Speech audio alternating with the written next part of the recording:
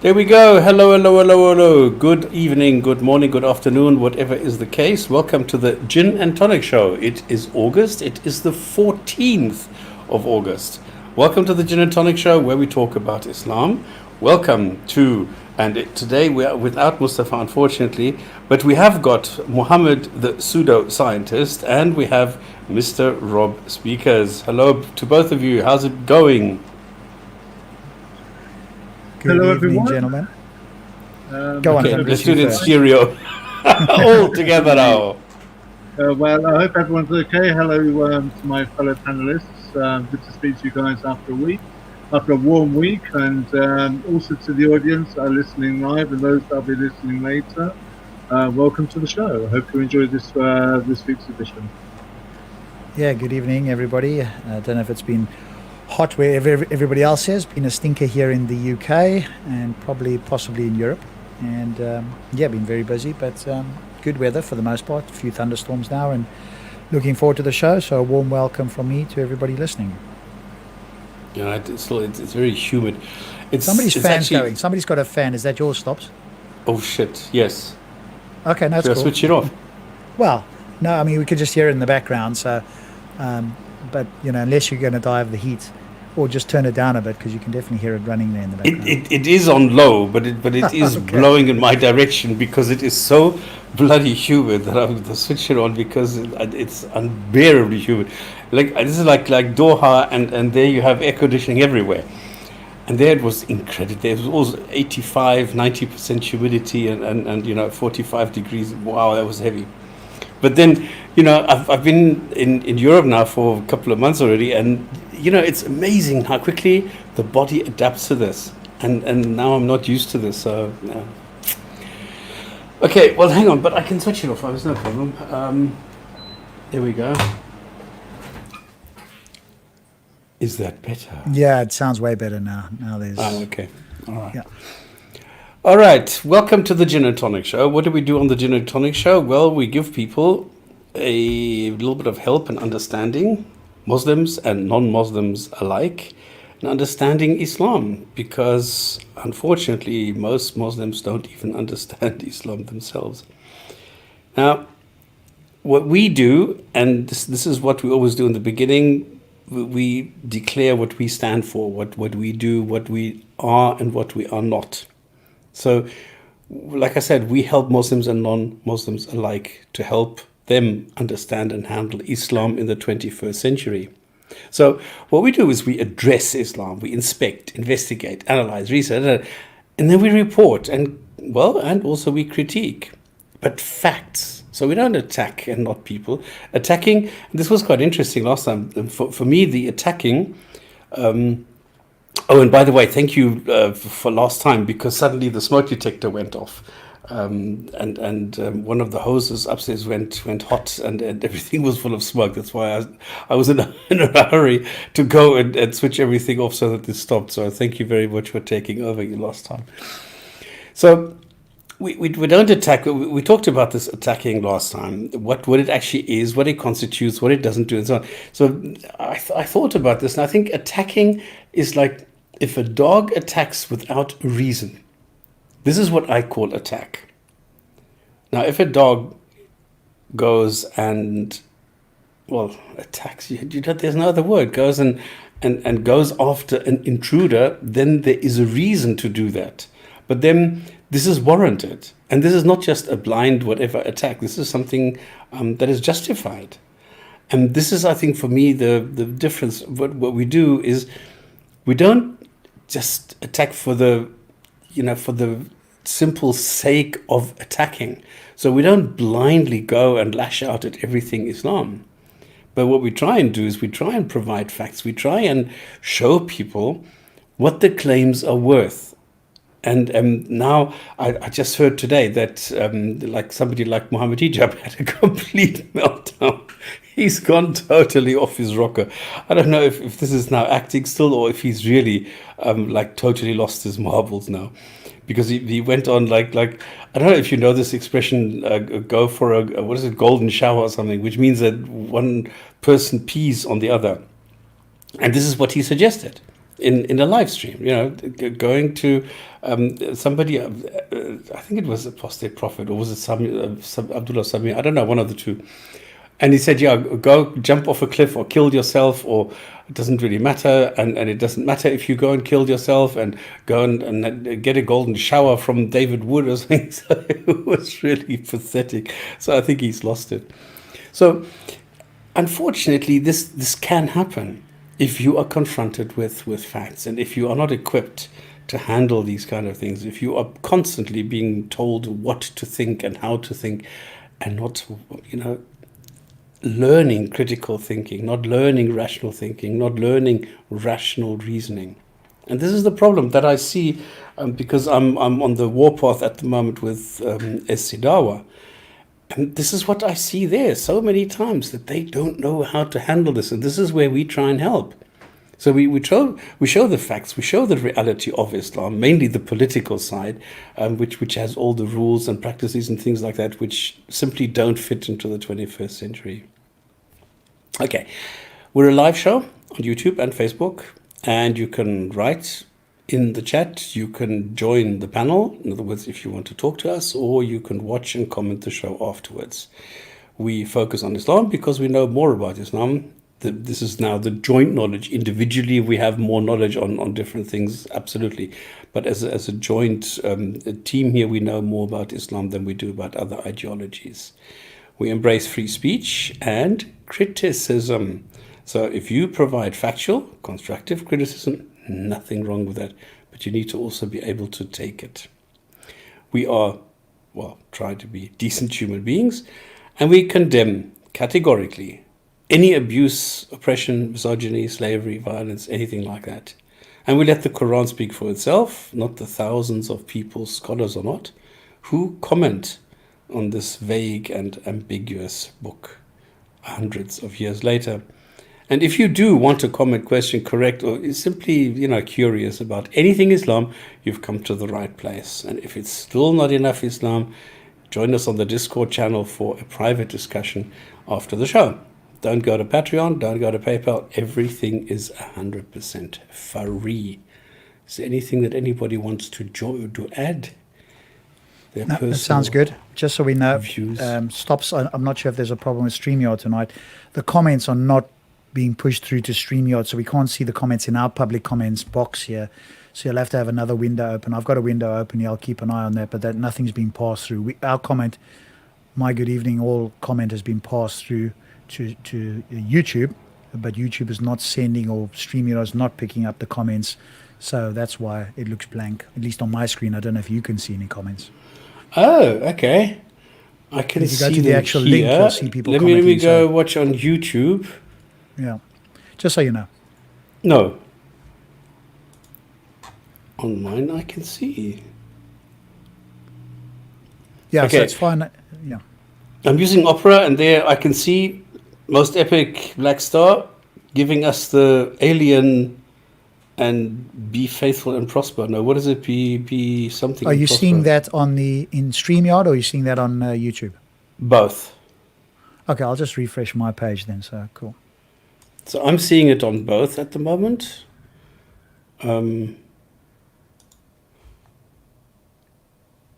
Please refrain from spamming symbols. Well, all right. Anyway, it doesn't really matter. Let's see if Rob has more luck when he comes back. So, I don't have any news. Does anybody have news? I forgot about it. There was something. Now I can see the comments, so there must have been something there. Oh, Go on, okay. Thunderous. Good. You were going to say something? No, I was going to say I haven't seen any news lately. I've been somewhat busy at work, so nothing new or There news. was something here. Let me just see if I can see it. 1 sec for me. Yeah, apart from the news of hijab losing the plot. But then again, I don't think there's too many people that take hijab seriously. Not people, at least people who are paying attention.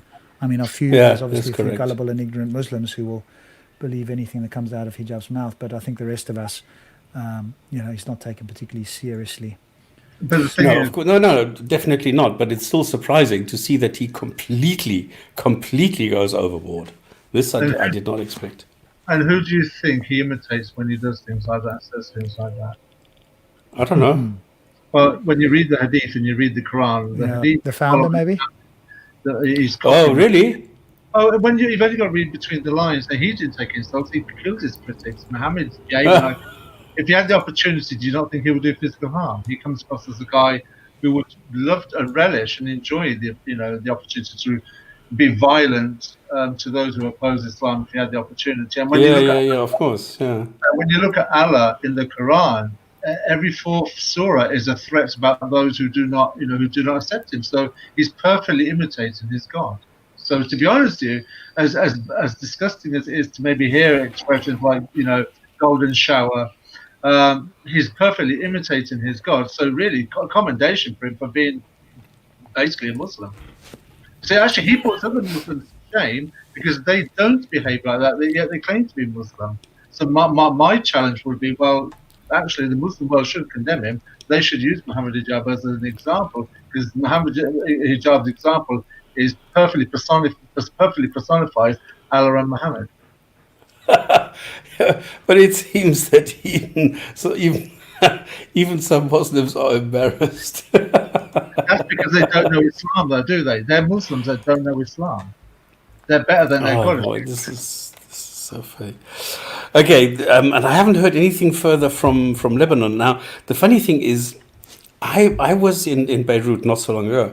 I've been to Beirut several times, and I always liked the city. It always, okay, for me it was always fun. I don't know why. Maybe I was just lucky. For me, it's devastating to see that this explosion in the harbor flattened like half the city, and there's like 350,000 people or something homeless. I mean, that is amazing to me.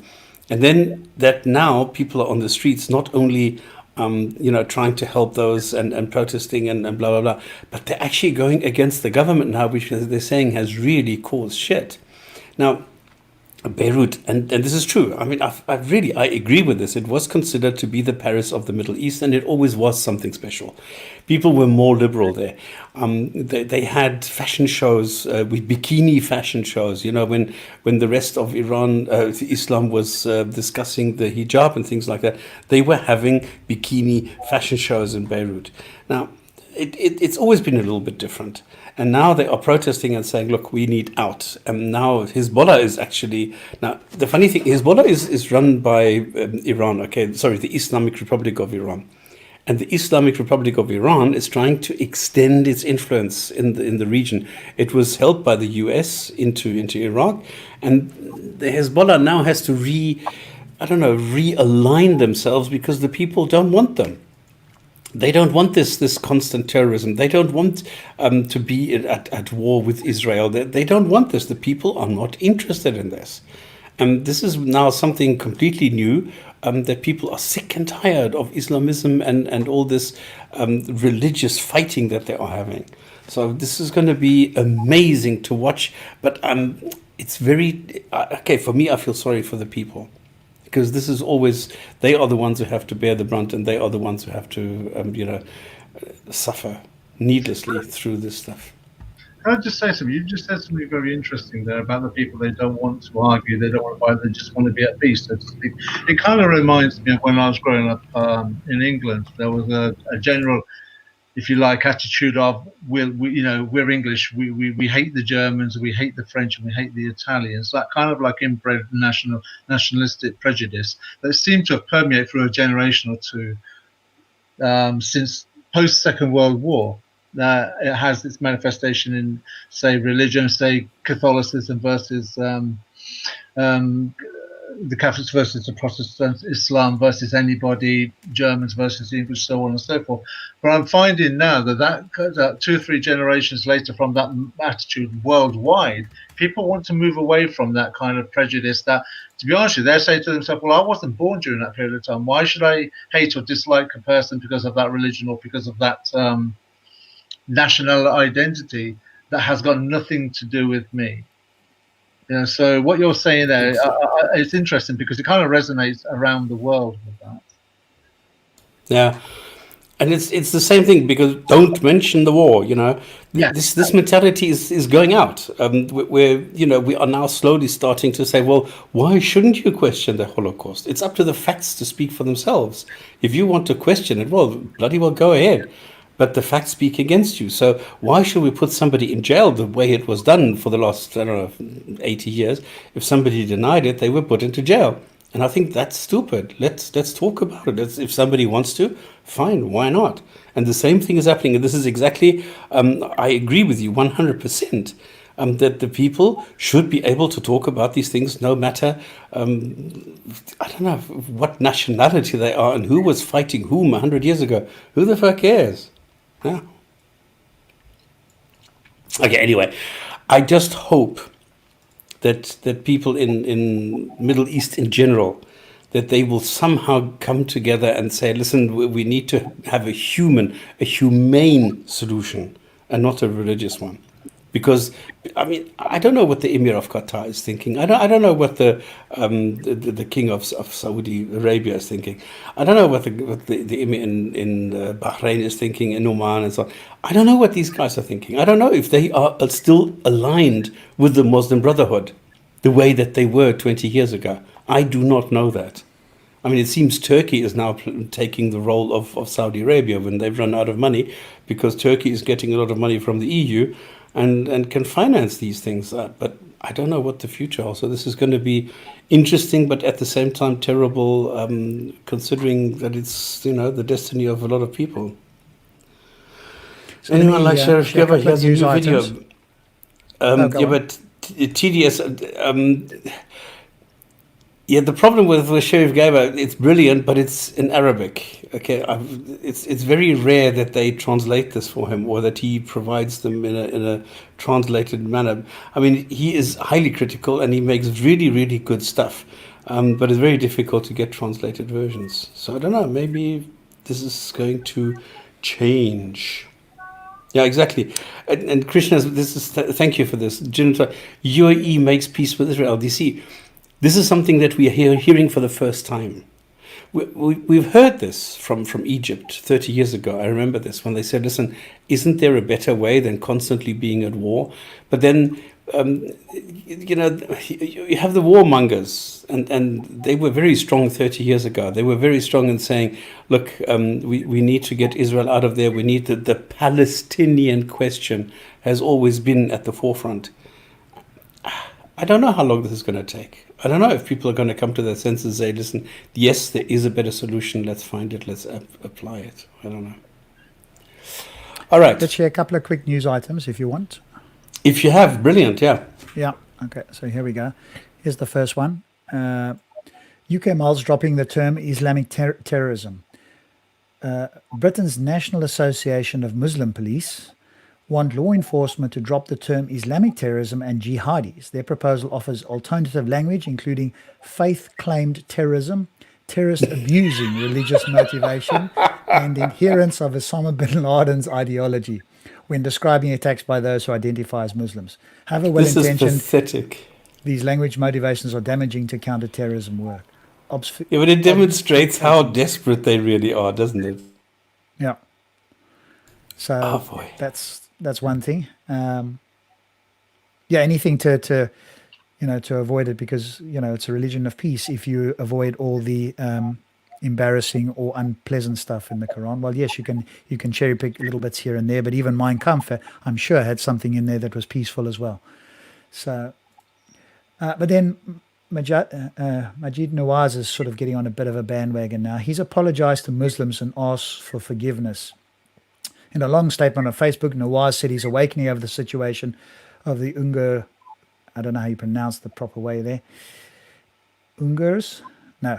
Uyghurs. Guys. Say again? Uyghurs. Uyghurs. Is that how you pronounce it? Okay. Uyghurs, right? They've been, abused, as I think most of us have been critical of China for locking them up. In his Facebook apology, Nawaz said, "My dearest Muslim Ummah, this is my apology to all of you. I'm sorry to all my family, former family and in-laws, Muslim friends and allies, and to my sincere and genuine, again, I don't know how you pronounce that word there, Shiak, in and out of Egypt. This is because I've neglected so many of you. From now on, I will strive to be to the best of my ability to protect and serve you. I'm sorry for any previous harsh words and for all the previous errors. Please forgive me." And this is with regards to, I don't know if there's a genocide, but certainly there's, mass incarcerations of I'll tell Muslims you in what it is. China. I'll tell you what it is that's happening there. That's the Yep. article I wanted to bring out a couple of weeks ago. The Chinese in that region have adopted a one-child policy on the Muslim population in that area. So they're enforcing, if you like, sterilization after you've had one child, if you're part of the Muslim population and Muslim community. Right. Okay. So, And and then anybody that doesn't presumably is getting locked up. Is that right? that's right. They're sent to intern camps, forced sterilizations. Because before, when China had the one-child policy, it was only doing it on its own people, the indigenous. Anybody else that wasn't indigenous to China that lived in part of the community, they did not enforce that law upon them. But now they've lifted the one-child policy on the Chinese, but they're enforcing it now. I think it started doing it earlier on this year. It's only been reported on by Reuters, Time magazine, and the BBC had one small article as well, up until 2 weeks ago when I looked at it. It was brought to my attention by a colleague, which is quite interesting in all of this because when you look at the one-child policy, they notice certain things that are happening in certain Oriental areas where they notice that if you employ a one-child policy and your parents and you've got a choice over what sex you're going to have as far as a child's concerned, they found that in certain areas the ratio of male to female was sort of getting to be about 20 to 25 to 1. Now, there are certain areas in India where this sort of practice was taking place, where they'd bought the fetus because the fetus was a female. And also in this country, England, laws had to be changed as to if you identify the fetus as male or female to the Asian communities, because all of a sudden you start finding abortions, backstreet abortions, and miscarriages taking place. The problem is, in those places in India, they found the ratio of male to female disproportionate. It's interesting that China, with its previous history and expertise of putting the one-child policy into place, is doing it knowing it's going to create a lopsided male to female gender population for the Muslims. So that was one point I thought. And another one is, why are the Chinese doing this on the Muslim population? Second of all, why is it that this is not widely reported in the press? Because, whether you like Islam or not, Islam to the side, this is, an infringement on human rights, irrespective of their religion. So why is no other media reporting this? So I did think about it, and I thought, well, maybe China are noticing around the world the same thing that we've noticed and commented on, that when you import Sikhs or Hindus or Jews or Christians or atheists, you don't find tension, schism in the communities in those countries where those religions manifest themselves. You import Islam worldwide, you have the same problem everywhere. There's nothing unique in one country that another country does not have when you have the religion of Islam involved. You find tensions, schisms, conflicts, rising prison populations, rising sex attacks, rising rapes, rising ghetto areas, no-go zones. You find that the Muslims are very proactive in getting involved in the politics and trying to manifest some kind of legal right, blame culture, proactively offended. And maybe the Chinese, looking at the world around, are preempting that. Hence why they're putting a one-child policy on the Muslim population in that area. The other thing I wanted to comment on is that China, the Muslim religion and communities are proactively belligerent worldwide.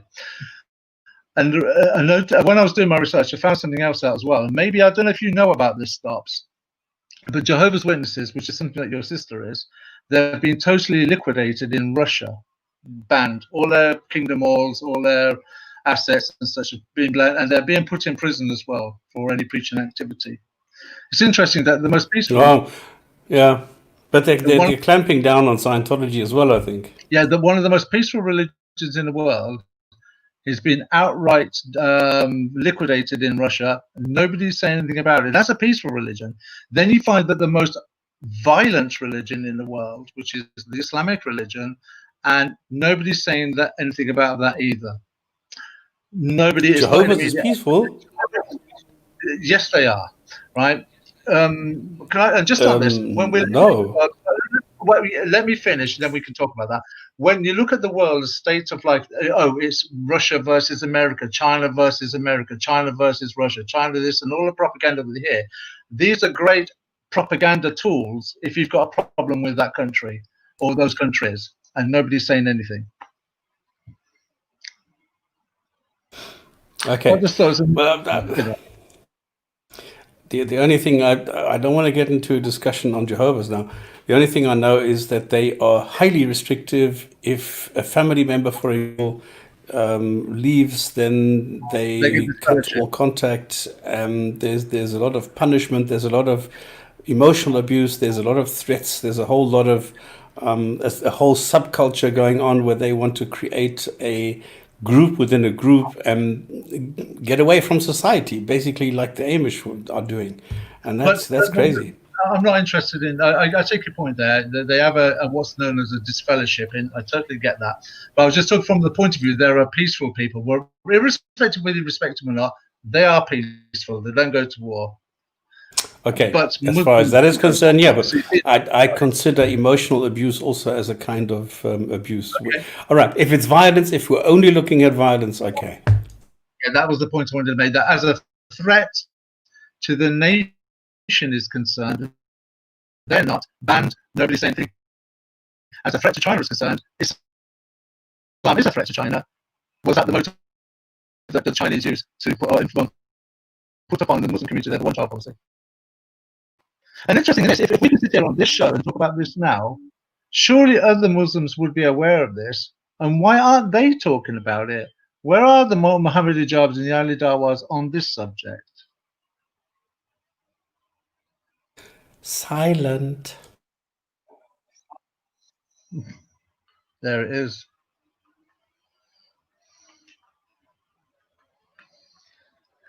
Right. Rob, you got another one? Yeah, let me just finish that one. I mean, the last little bit here was him saying, "I forgive any of you who previously unjustly harmed me. I beseech you, I beseech your forgiveness for unjustly harming any of you. The Ummah needs us now. Don't let your anger at me or each other confuse us and divide us against all the evil, against an evil that hates all of us equally, an evil that spies on the Ummah at the one eye of technology in order to enslave them for greed and humanity." For human greed and consumption. However, Muslim reaction to Nawaz's apology on Twitter was overwhelmingly negative. Some fella said, "Just saw this rambling apology to Muslims. I'm afraid it'll take more than words after all these years he has targeted us. We need action. The immediate dissolution of Quilliam and a long period of silence in all forms of media would be a start." Well, of course, that's what they want, silence, right? So that's, yeah, so whatever this sort of rambling apology was, I don't think too many people took it seriously. And he was on a hunger strike. I don't know if he still was. This was posted 19 July, so it might be a little bit old. I don't know if he still is, but here he was supposedly on a hunger strike to highlight what's happening in China. So that's all I had there as a quick look at some of the news. Yeah, that's interesting. I don't know what he's doing. And of course, you're right. I agree with you that they want silence from Quilliam because it's a thorn on their side. So, yeah, what can you do? So this is the best. This is what Islam wants. They want to work in peace and quiet. Nobody takes any notice until they take over. And that's all they want. So this is the plan of the brotherhood. Okay, this is the way that it works. This is the goal. We've all seen the North American Manifesto, and this is the way that it works. The general one is still kept a secret, but we know some bits and pieces from it. So. Yeah, they don't really want critique. They'll claim they want critique, but as soon as the critique is too strong, then it becomes an attack, which is entirely subjective, and that has to stop because my feelings or whatever the case may be. Yeah. All right, then we go to the next segment. Crazy comments. Okay, you got all of them right. Yeah. I got all of them in this thing. So, just see if you can go full screen. There you go. I just need to do again banners. No, brand. Yeah, go to the bottom. Switch this up. We did it at the same time. Okay. Yeah, there you go. Okay, so just for context, I sent these to Stops. This was on a Shabir Yusuf video, which I thought maybe we'd critique, but I think it went on a little bit long, and the sound wasn't so good. And I think, again, I watched it and I'm just like shaking my head, right? So maybe at some point we can do another one of those, just because he's so infamous with his sophistry and not actually saying anything of interest. But these were the comments on a Shabir Yusuf video. So go ahead, Stops. This is what, hallucination and gullibility look like. Okay, do you want me to read them now? Yeah, Logic is very important. Thank you, Shabir, for showing this. Well, yeah, may Allah always guide you and increase your knowledge. I mean, now, Shabir, there's one thing he really doesn't know, and that is logical thinking. I mean, he can criticize Christians, making fun of the Trinity, but that's all he can. That's all. The other thing that he does is the infamous, the Shabir shuffle. In other words, saying one thing, turning it around, addressing something else, and then saying it's all your fault. This is the only thing he could do. So this Shabir guy is a joke, all right? That's it. But it's the same thing as with hijab. People like his demeanor, his like very calm, and he always says, "I respectfully want to call you an asshole." He always adds this respectfully, and then throws anything at you that he wants. And Muslims think that he's being ultra polite, which he's not. He's making really stupid points. So, but people like him for this. And, bro, the end is fantastic. It left me speechless. Yeah, I wasn't. I wrote back. I don't know if this was still there. The final argument that the Muslim bro was absolutely intelligent and clever. What a genius. Well, I encourage anybody to go watch the video. I've posted it in the chat there. Hopefully that's come through there. Go and watch the video yourself. At no point does he even remotely attempt to defend Islam. The basic claim from the first guy in the video was that there's all these different Muslims believing different interpretations from one book. How can that be? At no point does he remotely address this. Please go watch the video yourself. Then it goes off onto legal topics, because he must have worked somewhere in the legal profession at some point, because he likes to make analogies, which are false analogies, they're disanalogous, but that's one of his favorite shuffles. And the ending, again, I'm not going to spoil it for you. You go and watch it and see whether, just go there and come back to us next week and tell me anything substantial that he actually said to the critique that was levied. I dare you to find something. Okay, here's the analogy. I always use the analogy of a car driver. If the highway code says that cars must stop at red, traffic lights, and the driver doesn't stop, then is that the book's fault or the driver's fault? Works every time I debate someone. Well, okay, well, let's examine that. Right? Oh, go on. It's totally stupid. You cannot say that the highway code is applicable here, because it's not the highway code that was created, but the driver was created. So, you need to switch things around. If you look at Islam, then the human being is being created to do certain things, and then is being told by different people different things that he should do, and then he's being punished for whatever he does wrong. So, this doesn't work at all. No, it's a terrible analogy, right? What he's trying to say is that, hey, here's a book. The book is clear, but it's the people's fault. But if in fact the book says, when you come to a traffic light, use caution when crossing. Now one person says, well, hang on a moment. Well, I think when the light is red, we should stop. The other person says, no, I think we should stop when the light is orange. But the book itself never makes it clear. It just says you should use caution when you come to an intersection.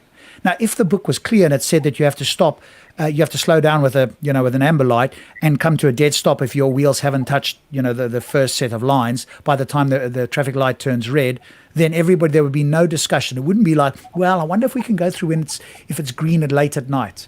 If the book says this is what happens 24 hours a day, then it's very clear. So the analogy is incredibly, poor. It's so easy to debunk. The fact that this fellow thinks that his analogy is somehow a good one is just baffling to me.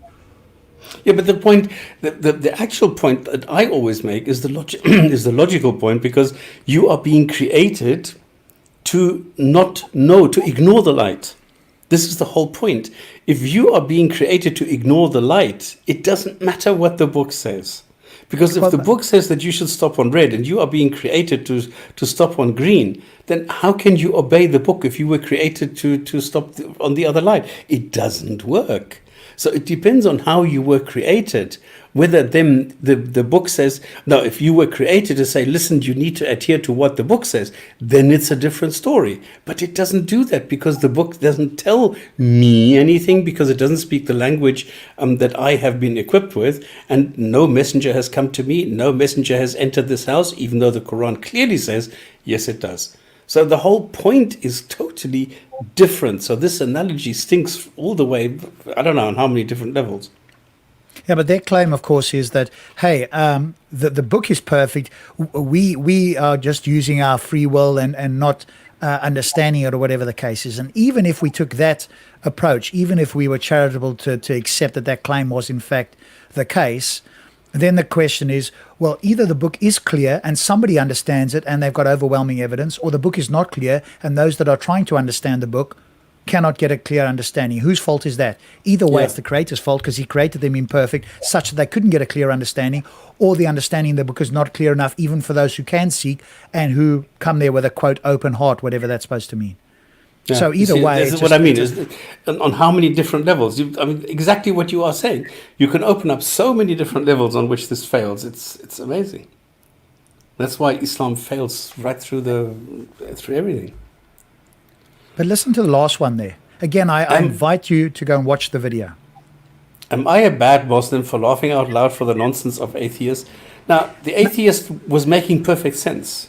Okay, this is the problem. The atheist was just asking questions and saying, listen, how do you account for this? What do you do here? And Shabir had no answer, and he was just waffling. And this is the funny thing. It doesn't matter what the atheist says. The point is, I need to laugh at them. And it doesn't matter how coherent, how logical, how profound their argument is. It doesn't matter. It has to be nonsense. There is no way to accept it. The easy thing for somebody like this, and you get this all the time, right, is ask that person, and they'd never do it live, of course, with you. Can you name me something that the atheist said that was nonsense? Yeah. Rob, do you have the link? Because I just looked and I deleted it. What, the video link, you mean? Yeah. Yeah, I've just posted it again there now. That's just popped go. into the chat there. So hopefully that'll come. Oh, Dave has also found it.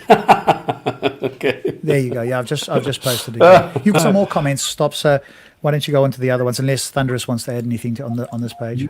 No, I'm fine, thanks. Okay, then most Islamophobes, I don't know, when I see that word, everything starts, know nothing about Islam. Well, I'm sorry. Okay, doesn't matter. This guy was the perfect example. I hate Islam, know nothing about Islam, and I'm not a racist, laughing my ass off. Good to see another video, bro. Shabir, it's been a while. May Allah bless you and your family. Ameen. Now, the number one thing, if you watch the video and you spend 10 seconds watching it, you will realize the people are wearing winter jackets. All right, so it's not that he's back in the park or something. This was recorded ages ago. We don't know what winter this was, but they're wearing winter jackets. So I'm sorry, nobody in their, well, I don't know, nobody will go. Yeah, be careful with that one. Will go wearing a winter jacket to a speaker's corner. Okay, this I don't know. This is but just one big word that encompasses that entire quote is just straw man in capital letters in neon signs. Again, go and look at the video where anybody says they hate it, where anybody says that that there was a claim of racism. I don't remember that at all anyway. But this is the kind of mindset where nothing like that was said in the video, and this guy just makes some crap up out of nothing. But I mean, maybe they're used to making crap up, so just making up another few sentences is just par for the course. William thought he was clever. Well, I thought he actually was. I thought he just asked questions, right? No, but he didn't say he was an expert. He just asked questions. I thought this was. I was very much impressed with how he handled it. But here's the unique one. Say the next one, please. Tell me the next one there. I hope William will watch and rewatch this video until he gets the argument put forward by Bro Shabir. There Now, all was you have no to ask this argument put Jihadi forward. Isa fella, what was the argument put forward by Exactly. Shabir that answered the question that was asked of him? It wasn't. Exactly. Complete Please, silence. brother, make more videos. I'm your biggest fan. I watch all of your videos. Well, then you must have watched this already because this is an old video. And I have to wait months for your videos on my post. Fav speaker, love you, brother. Keep good working. Okay, keep your homosexual whatever stuff to yourself. These are the new age millennial hipsters of the civilized world. Hats off to Brother Shabir's patience, knowledge, and manners. No, he was being a complete asshole. He was interrupting. He was twisting. He was turning. He was doing all sorts of things, but never answering, never bringing anything to the table that was useful. Very funny. White supremacy, trying to be too clever. I don't think he was a white guy, actually. Trying to be too... Actually, he's emotional and hates Islam and Muslims. Well, hating Islam and Muslims doesn't mean that you don't know what you're talking about. If you ask questions about Islam and you hate Islam, it doesn't really matter. If you can't answer the questions, it's irrelevant. It doesn't matter whether he hates it or not. You are the idiot, and that's it. All right, then another loudest mouth with no facts. Thank you, Shabir, for showing him his folly. But I doubt he understood it. Well, I didn't. Well, I'm sure this guy is just confused, right? Because the person with no facts wasn't the atheist. He didn't put forward facts other than an assertion and ask for a response. Shabir said nothing that was factual or substantial in response to anything that was asked. But that's the ploy, right? So maybe we should do another video. It's been a long time, Stops, and it's just so easy to take apart. And once you understand how it operates, well, and we can even do one with where he's challenging a Christian, and Thunderous can get in there and knock that part out of the park as well. It's just embarrassing for to listen to. But what's more sad really is that you have gullible, brainwashed Muslims who couldn't tell you something substantial. They've listened to that entire video, and this is the response they get, as if they've shown some folly. What is it that he's shown was folly? Do you remember what? All you have to ask these people is what was the question that was asked of him? Because that with Shabir, you've got to keep that in mind, because he will obfuscate that as quickly as possible. And with the language game that he plays, the person who asked the question won't remember what they asked. And that's the trick to understanding how to deal with this guy. Yeah. Is it recent video? Alhamdulillah, Uncle Shabir is back. It's time to absorb some new knowledge. You're such a fool. Okay, I've already explained this. Uneducated guy found his master. Well, who's the uneducated guy and who's the master here? This is what I asked. I remember answering to this thing. I said, yes, I know, but Shabir is very easy to master. Oh, goodness. And then we miss you, Brother Shabir. I wonder why. What is it that people get out of this guy? Don't they see through him? Aren't they able to see that he's not really doing anything? And unbelievable. As soon as Shabir started speaking, this ignorant atheist was finished. Okay, they're copying now hijab because they love what hijab is saying. You're finished, boy. And this is what they like. This false sense of supremacy. And they love it. I don't know why. Yeah, it's just an underdeveloped, uneducated psychology, right? And when we were cave people, that's kind of how some of us behaved at that stage, right? And you can take people out of the cave, but you can't necessarily take the cave out of some people. And of course, that's where their prophet supposedly came out of with his fanciful ideas to begin with. So you can see how this comes from, right? And that's just this thing, because they can't fight him, or they've got no power on the battlefield, a proper battlefield. They'd just be annihilated. So now it's a case of some sort of intellectual battle, but even there, they're completely out of their depth. So instead, there's this delusion that floats around that they all seem to be completely hypnotized by. It's just fascinating human psychology to watch. Yeah, but from personal experience, I think with Muslims, they need a poster boy. Every generation needs one to maintain that that infrastructure, that culture, that mentality. The reason being, I don't know how to put this, from my own experience, you're born into a prejudiced state. You're reared in a very prejudiced mindset about just about everything that's non-Muslim. So you need the Ahmadidat, the Zakir Naik, the Shabir Ali, the Yasir Qadhi to come and reinforce that, even though sometimes you may have thoughts that, hang on a minute here, this might not be right, this doesn't sound right, this doesn't fit right. These people every generation come along to reaffirm that no, you're all right, you're a Muslim, we're born Muslim, and it's okay to be Muslim, and we're the ones with the truth. We're the ones that got it right. So they're nothing more than the poster guy to reinforce that prejudice that's already that they don't know has already been implanted in their mind as they were growing up. Because the prejudice works not just culturally, but as I say, not just religiously, it works culturally as well. By the way, now that you mentioned Shabi Ali, I don't know if you watched this, that he also acknowledges that there are problems with the text, with the claim that the Quran was preserved and protected. So it's not only now Yasir Qadhi, but it's others who are also now saying, no, there definitely is a problem. So this is quite strange. Can I just add on that as well? Why they you see the thing is, you'll notice that the Christians or people of Christian denominations, they don't have their poster guy that they keep running to. This is our guy, this is our man. I've not known any Christian denomination to do that. And I know you guys differ, but just hear the point though. When you look at, say, people who debate Christianity, whether you agree with it or not, they're seriously intelligent people in a particular field that you can't knock. For instance, John Lennox, who's a mathematician at Oxford University. So these are seriously educated people who also do apologetics or debates on the side. Whereas Islam has nothing like that to offer. It has no historian, it has no archaeologist, it has no mathematician, it has no scientist that's prepared to come out of the woodwork and defend their faith. All you have are these trained people like Muhammad Hijab, Yasir Qadhi, and that's all they've got. They have got nothing other than the trained Muslim debater. You've got nobody in any kind of scientific field that's prepared, as a Muslim, that's prepared to come out and defend their faith. So what do you expect Muslims to have if that's all they've got? Okay, but all right, let's leave it. Here's the next one. Oh shit, this is huge. This is a comment. It makes it easier to see. If I go not like this, but like this. That's easier, yeah.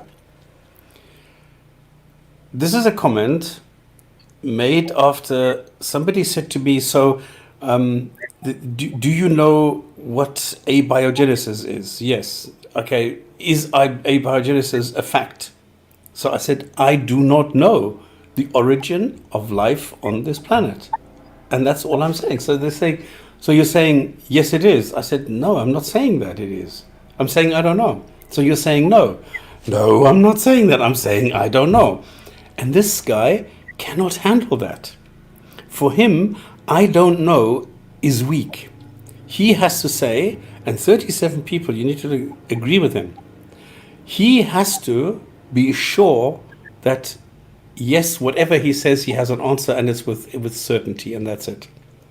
And they don't understand what it means to say, I don't know, and that this is actually a more honest answer. This is why he does not understand it. I think one way to try and help alleviate that confusion stops, because it's not just them, it's other people as well. And even there's some atheists that are confused by that, is to say I'm undecided. Right, I don't take the affirmative or the. Oh, that's a good point. The opposite. Yeah. I'm undecided, which is the agnostic position as it's understood in philosophy. It's not the I don't know, because I don't know is a colloquial term. In philosophy, it's very different. Knowledge and belief are two different things. One is much more powerful than the other. So I think if one says I'm undecided, in other words, I'm not saying I dismiss the claim. I'm not saying I affirm the claim. I'm undecided on the proposition. Abiogenesis is a fact, right? That's good advice. Then hopefully there won't be so much confusion, because I don't know is just a confusing term, especially if people understand philosophy, and then you've got lay people who don't, and it just goes all over the show. But this is for me a typical crazy comment that it's people really don't know what they're doing. Okay, this one, here I have to go here again. Now it says homosexuality and Islam. This is a hijack. Everyone raise your hands and drop the topic. Okay, so what they're saying is Islam is being hijacked.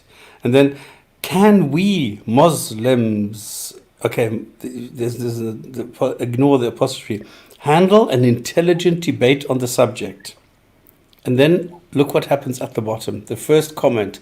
Now, the guy is trying to be reasonable. The guy is trying to say, listen, can we at least talk about this? And the guy in the comment says, what a joke. Allah destroyed and vanished a whole nation because of this act. And you are saying that Quran gives respect to them? It is a total distortion of facts. Now, number one, all this guy is trying to do is ask a question, can we talk about this? He doesn't say that you should respect it.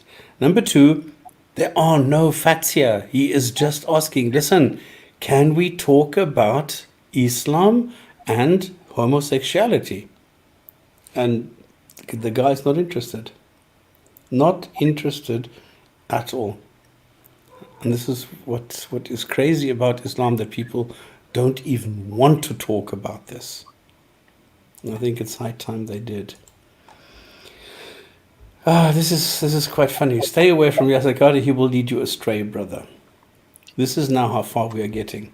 That a real scholar of Islam is leading people astray just because he's saying, well, there are holes in the standard narrative that the Quran is protected. That's where we are. I mean, if you've been brought up and brainwashed to believe that it's inerrant, and then somebody comes along and tells you otherwise, especially a scholar, well, then you've got to deny that, right?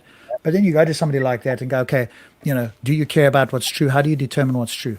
Because you have no clue. Are you going to appeal to scholars? Well, you're not going to appeal to the ones you don't like. Rather appeal to the evidence, which you're not going to look at anyway. So you've got to keep a narrative of, hey, this book is inerrant, and anybody who says otherwise, you've got to steer clear. Otherwise, he'll, quote, lead you astray. The opposite of what a critical thinking person would do. That's the problem that Thunder always points out, that as soon as you go for the scholars, you're lost, because then you find the one and the other. But you know that now they are taking Islamic scholars who they have praised for generations now, saying, wow, what a great guy, and blah, blah, blah. Even my father was already mentioning him and saying, this is a clever guy, and he's really, well-educated, well-read, and he is propagating Islam, brilliant, beautiful. And as soon as he starts, raising the slightest doubt, he's out, because he's leading people astray. Amazing. And finally, the last one. Here's our favorite clown. I have found that most of the enemies of Islam are intellectually easy meat. They only know how to play checkers whilst chess is being played. They are predictable, pathetic, slow, cowardly. That is because they desire the world and we desire the noble death. By all means, show us the way. We'll watch you take the lead there, buddy. I mean, this goes back to what I said at the beginning of the show when I said, well, what do you expect? Who is he imitating in his personality? Now, what influences do you think he is getting that he thinks he can talk to non-Muslims in that manner? Amazing, eh? There's a personification of Muhammad and Allah in that one comment. No, but the funny thing is, he is the coward. I mean, the only thing that Sabur can do is make like a chicken.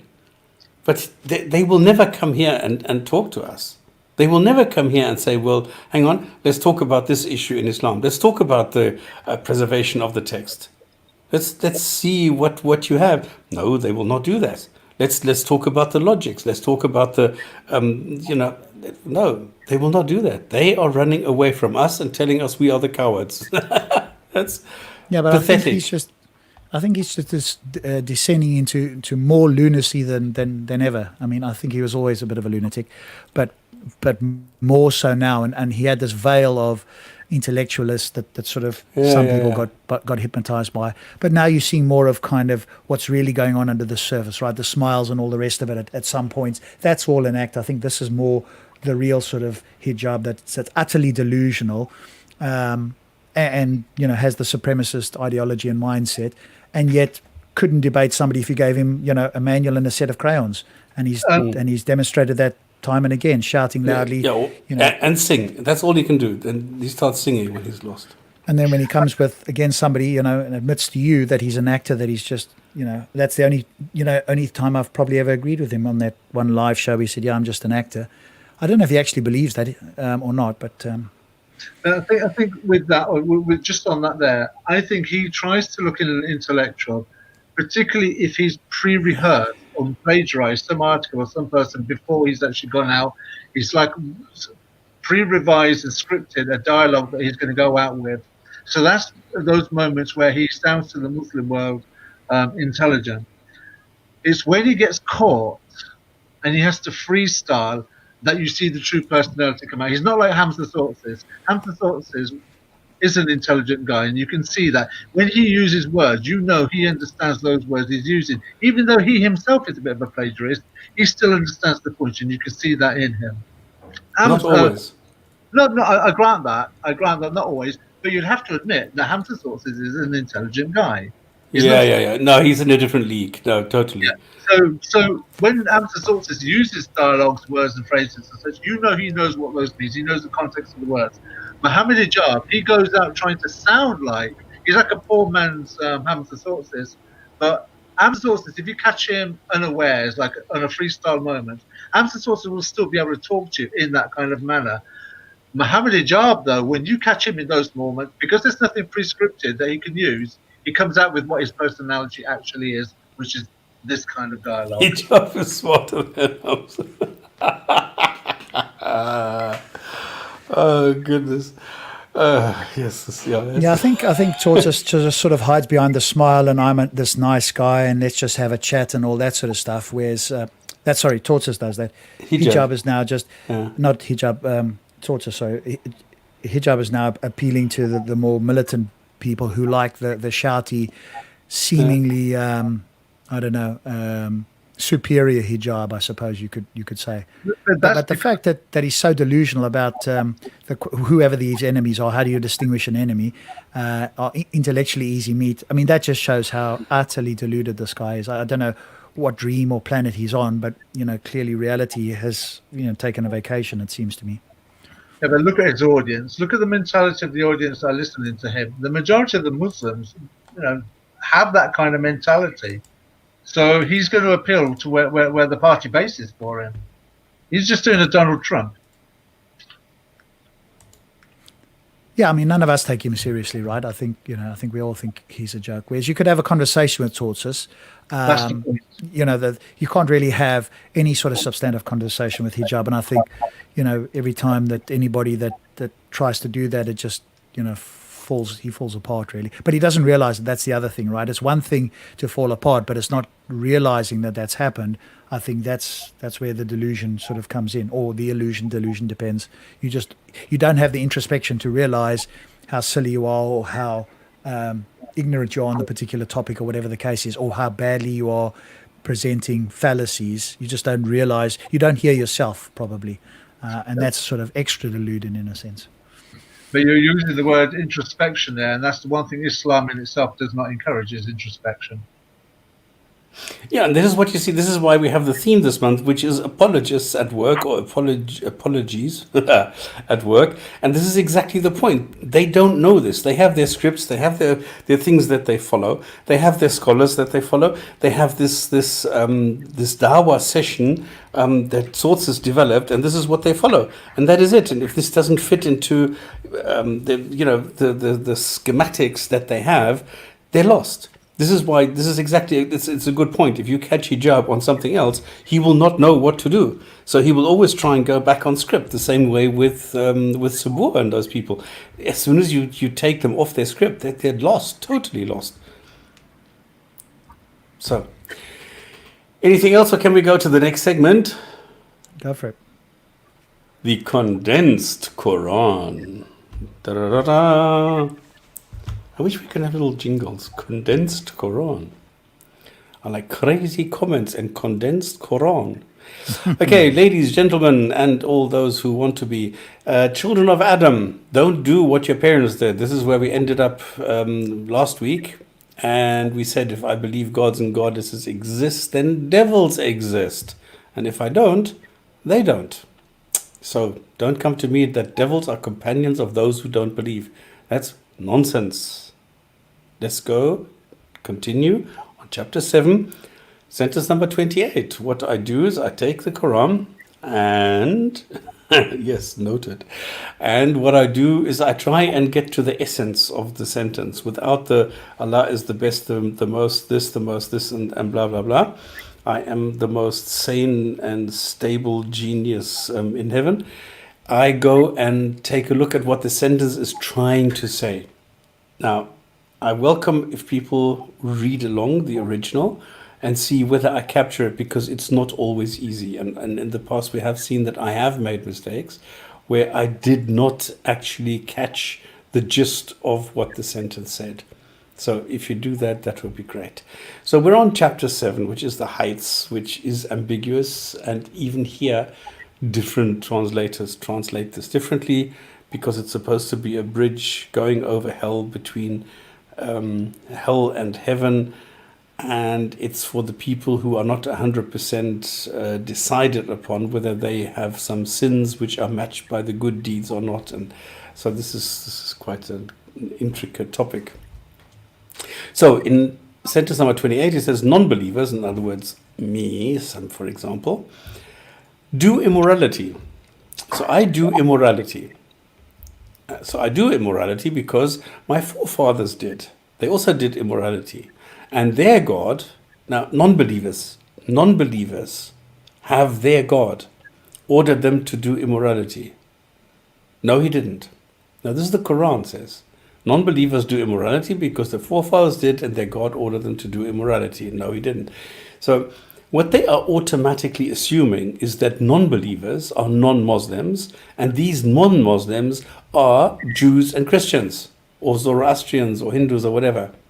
Because in those days, this was unthinkable that somebody is an atheist. In other words, does not believe any of these exist. So they automatically assume that everybody has a God. And if you are not a Muslim, then your God told you to do immorality. And then they go and immediately contradict themselves. They contradict themselves, saying, well, no, it didn't. Come on, do you get this? I don't. So this is quite funny. And this is the original. This is the text from the Quran translated by the Saudis and by Yusuf Ali. If you take Yusuf Ali, when they do aught, okay, immorality, that is shameful. They say, we found our forefathers, Allah commanded us. I say, nah, Allah never commanded this. So there you go. So this is how it works, okay? So I take this text, the original, and then I go and give you the condensed version. No, we didn't. Sentence number 29, my God likes justice, so serve him, A, everywhere and all the time, or B, during prayer. Now, people didn't really know what this sentence is saying, so sentence number 29 is highly ambiguous, and if you go, I couldn't make up my mind, so I went to the tafsirs and I go and looked at the different versions and things like that, and nobody really knows what the Quran is saying here. So there are different interpretations. Some say it's just serve everywhere and all the time, or no, serve him during prayer, because prayer is the time that you serve him. And then it says, he created you so you will return. Return where? Into the womb? What are you talking about? Before I was created, I was not there. So how am I going to return to where I was when you created me, dear Allah? Can you please make some sense? Or am I getting this wrong? He created you, so you will return. Where would I return? Well, to life, apparently, in some other form. Yeah, but to return somewhere, I must go to where I have already been. Yeah, presumably you somehow were in heaven before in some form. Wow. I'm not sure where it clearly says that, but hey. But like it says in the book, there's no doubt and it's perfectly clear and everything is explained. Well, I'm sorry. No. Sentence number 30. A group was guided and a group wasn't. Now, the original is gibberish. Okay, I cannot make out what sentence number 30 actually is trying to tell me. Maybe you can help us and put number 30 on there, because I don't know what it says there. So a group he guided and a group he didn't. Indeed, they had taken the devils as allies instead of Allah, while they thought that they were guided. All right, I don't know what this means. Yeah, well, I guess they're trying to point out that some people were guided and some weren't, but thought they were guided. Well, how would they know whether they're guided or not? If they were honestly trying to follow it and the devils presumably tricked them while they thought they were guided. So it wasn't as if they were trying not to be guided. They thought they were being guided. So they were misguided, not through their own fault. But Whose it fault says is here, that? by their choice. Yeah, that's in another interpretation, right? Yes. Others by their choice exactly. deserve the loss. By their choice deserve the loss, in that they took the evil ones in preference to Allah for their friends and protectors and think that okay, so there's two different things that seem to be very different interpretations just in that single Exactly. verse there. Now, if you think of the satanic verses, what does that tell you? Well, if I remember that he tricked people. Exactly. So there was somebody, the devil, who gave them guidance, and they thought this was Allah. So the devil managed to copy the Quran 100%. Already fulfilling the surah like it claimed. So he brought something like the Quran so that people believed it and they thought they were guided and they took the devils. So is this a reference to the satanic verses or not? I don't know. The thing is, just on verse 30, it says there about. So I'll read it from the Used to Values of Heart. It says there's some he has guided, others have by their choice deserved the loss of their way, in that they took Satan in preference to Allah. Yet verse 27 says towards the end, we have made Satan friends only to those without faith. So which one is it? Is it Allah making friends of the faithless with Satan, or have they done it by their choice? Which one is it? Because one is contradicting the other. So this is what I'm saying. The original for me is gibberish. I don't really understand it. I don't understand how some he has guided. Some. So some people were, some people weren't. Others have lost their way.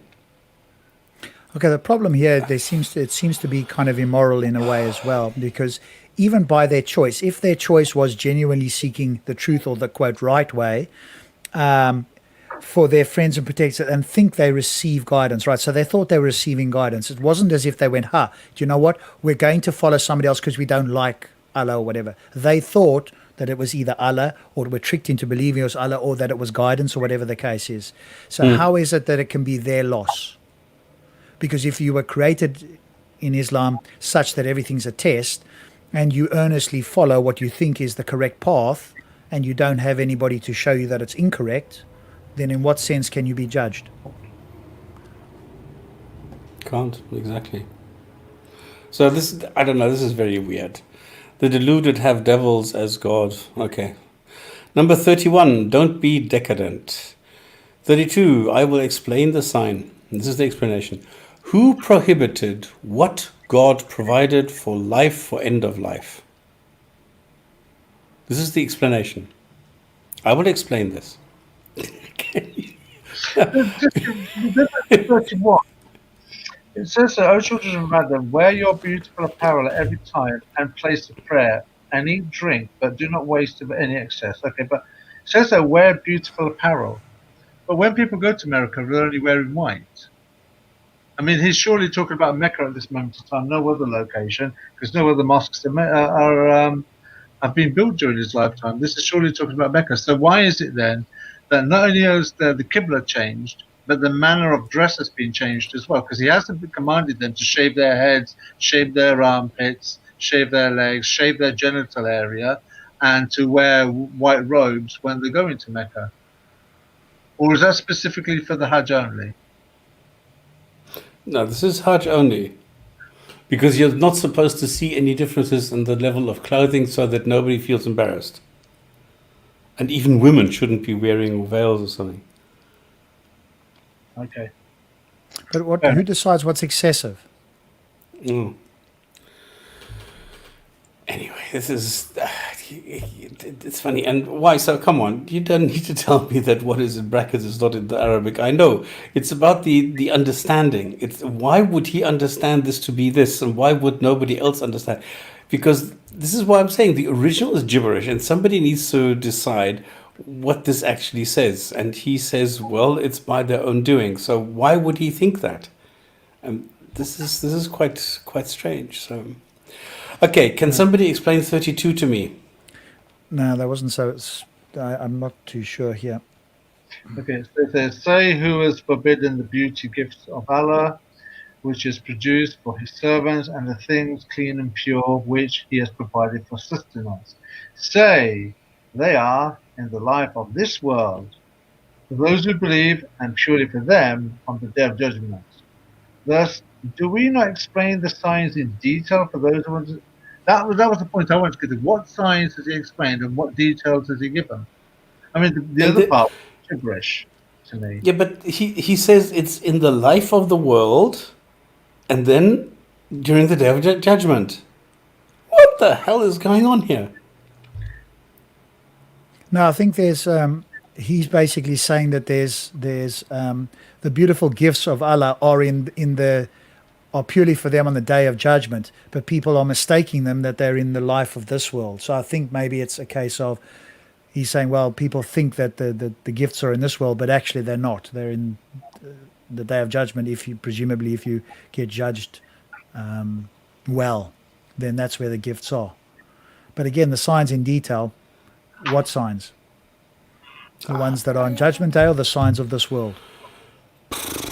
I'm lost here. That's why who prohibited what God provided for the life for end of life? Is it for life or for the end of life? Is it prohibited, or is it something that God prohibited or provided anyway? There's like three different contradictions in one sentence. Well, he's saying there, who hath forbidden the beautiful gifts of Allah, which he has produced for his servants, and the things clean and pure? Who has forbidden the beautiful things for sustenance? Yeah, but They are of this world. Go on. So the thing I was going to say was that, but if he's talking about things like foods, beautiful things, blue clothing in this world, what are beautiful things? Are they clothings? Is it food and sustenance? Because those things that don't follow Allah have those things too. So what is the demarcator or the demarking line, or the thing that's unique to Islam that they have that are beautiful, that are part of Allah's sustenance, that non-Muslims don't have? The only thing will be to understand what the Quran is in this recension. That's the only way I can read it as. Now, whatever presumably is clean and pure is only in the afterlife. Presumably, there's nothing clean and pure in this life, and so they are in the life of this world for those who believe, and purely for them on the day of judgment. Okay, so I misread that. They are in the life of this world for those who believe, and purely for them on the day of judgment. Yeah, I'm not too sure that's... Yeah. So that's what I'm saying. If it's into the life of those who are in this world, what is it that they've got that non-Muslims don't have? It can't be clothing and food and things like that, and money. It's just got to be something else. So what is it that Muslims possess that non-Muslims don't have? And the only thing that can be is the Quran. And if that is the case, then what are these clear signs and great details then that you have that nobody else has? Because I haven't read any so far. I'm sure you guys haven't read any either. Well, the best clothing is righteousness. Yeah, I but mean, we that's have to understand what righteousness is first. We haven't come across any description or command or behavior pattern that we've been told is righteous, have we? No. But he said the best clothing is righteousness. So maybe this is referring to this. I don't know. This is where I would like Hassan Radwan here, to really read the Arabic and tell us, okay, look, the Arabic makes sense or it doesn't, because I don't think we're going to go and be able to solve this. So No, we'll spend the whole show on that verse, I guess. okay, 33. Don't do immorality. I mean, this is so funny to do immorality. Ignore unauthorized gods. Oh, really? Don't make up stuff about God. Excellent. 34. Every nation has its term. Now, is this genocide?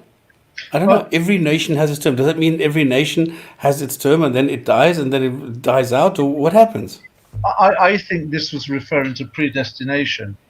First of all, it kind of reminded me that verse that we looked at in chapter 2. And I keep, going back to that verse about when they were going to go to war or stay at home. And Muhammad said it didn't make a difference what you did, because if you're going to die, you were going to die anyway.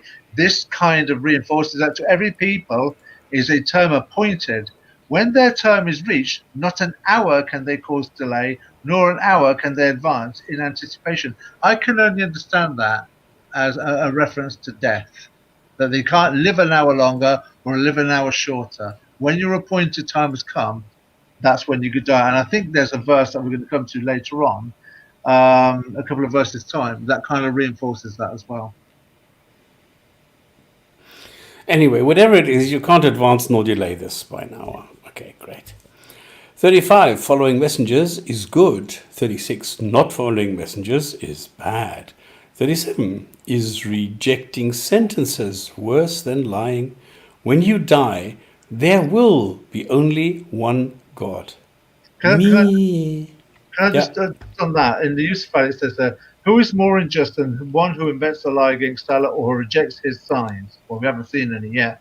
For such are their portion appointed must reach from the book of decrees. Well, which is this book of decrees? Until when our messenger of death, now I've got it in the Yusuf Ali translation in brackets, messengers of death, arrive and take their souls. They say, where are the things that you used to invoke besides Allah? So that must mean Allah sends angels to take the souls of people. When that soul is taken out, Allah then says, where are those gods you used to call to? The interesting thing is that reinforces what I was saying about verse 34. That is predestination, because Allah sends his angels. Now, what makes me think it's predestination? Well, if it's predestination from the Muslim mindset, when natural disasters and murders and crimes are committed and people die, or when people go to Hajj and they're getting trampled on, that's because Allah has been sending his angels to pluck out the souls of those human beings. That's why they all died at those given moments in time. So when a fetus is aborted, or if a fetus or a woman has a miscarriage, all the way through to a person dying of 120 years old, all those deaths that have taken place is because Allah sent an angel at that moment in time to take the soul of that human being at that moment in time. For me, from what I have read from chapter 2 to verse 34 and 37 in this evening's discussion, spanks of predestination. And Allah is responsible for taking those souls.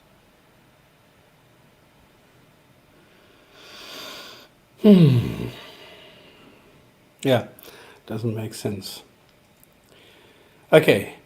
When entering hell, a nation will accuse the other of misleading it. So all will get double hell.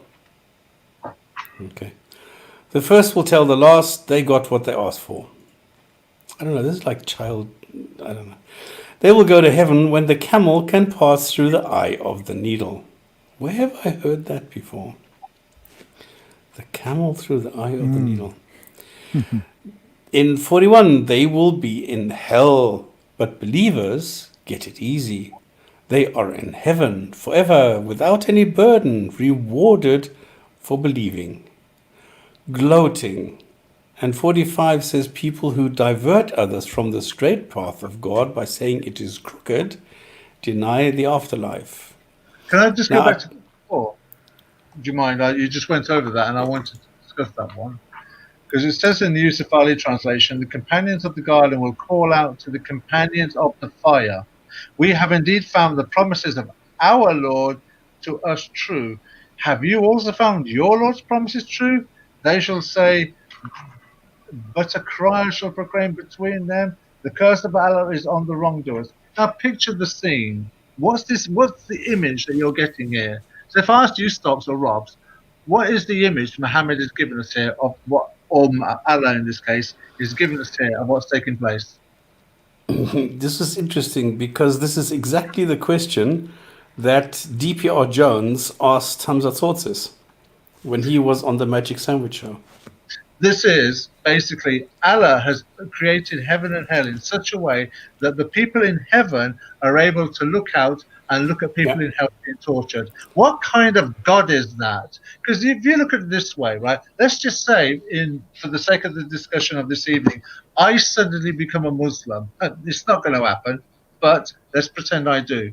But you two stay the kuffar that you are, right? The lowest of creatures. In effect, Allah is basically saying, when I go to his brothel upstairs, I'm going to be looking out at some point, and I'm going to see Allah torturing you two guys forever. That Hmm.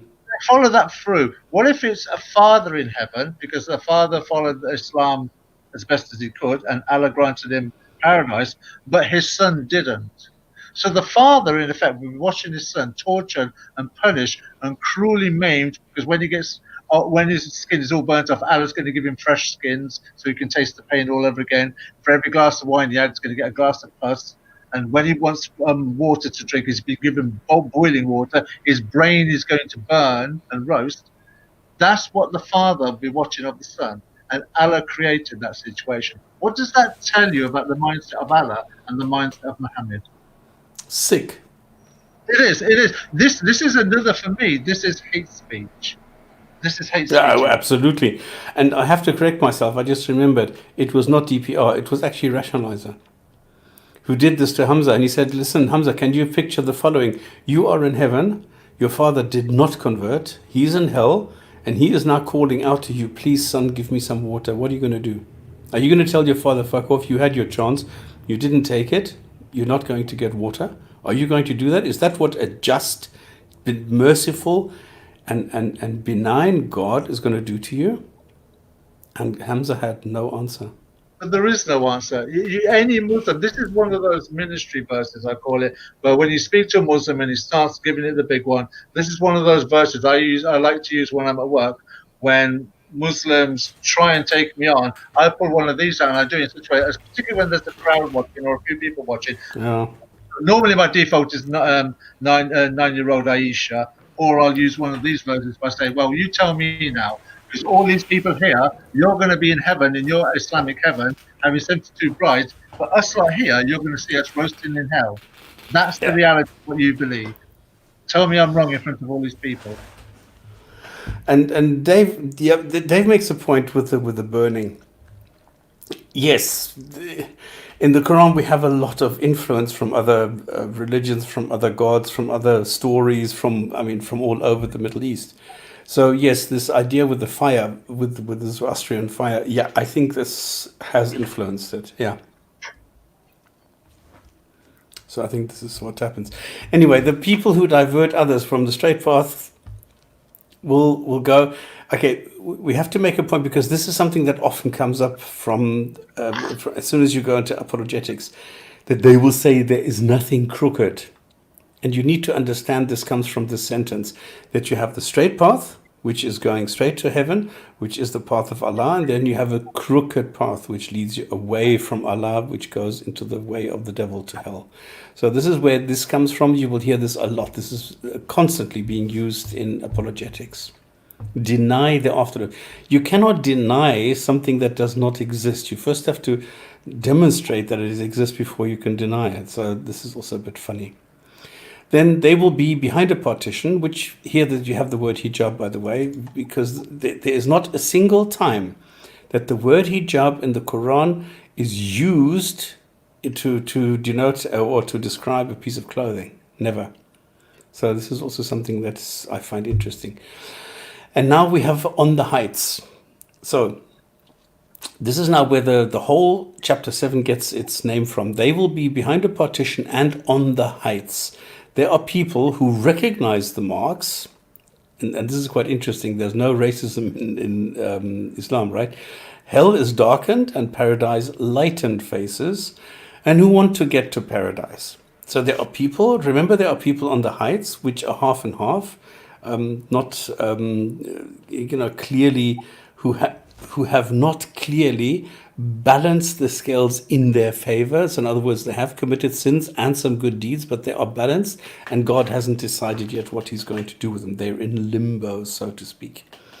And they want to get to paradise. And there are some who they see who have darkened faces, the black faces, they're going to hell, and the light faces will go to paradise.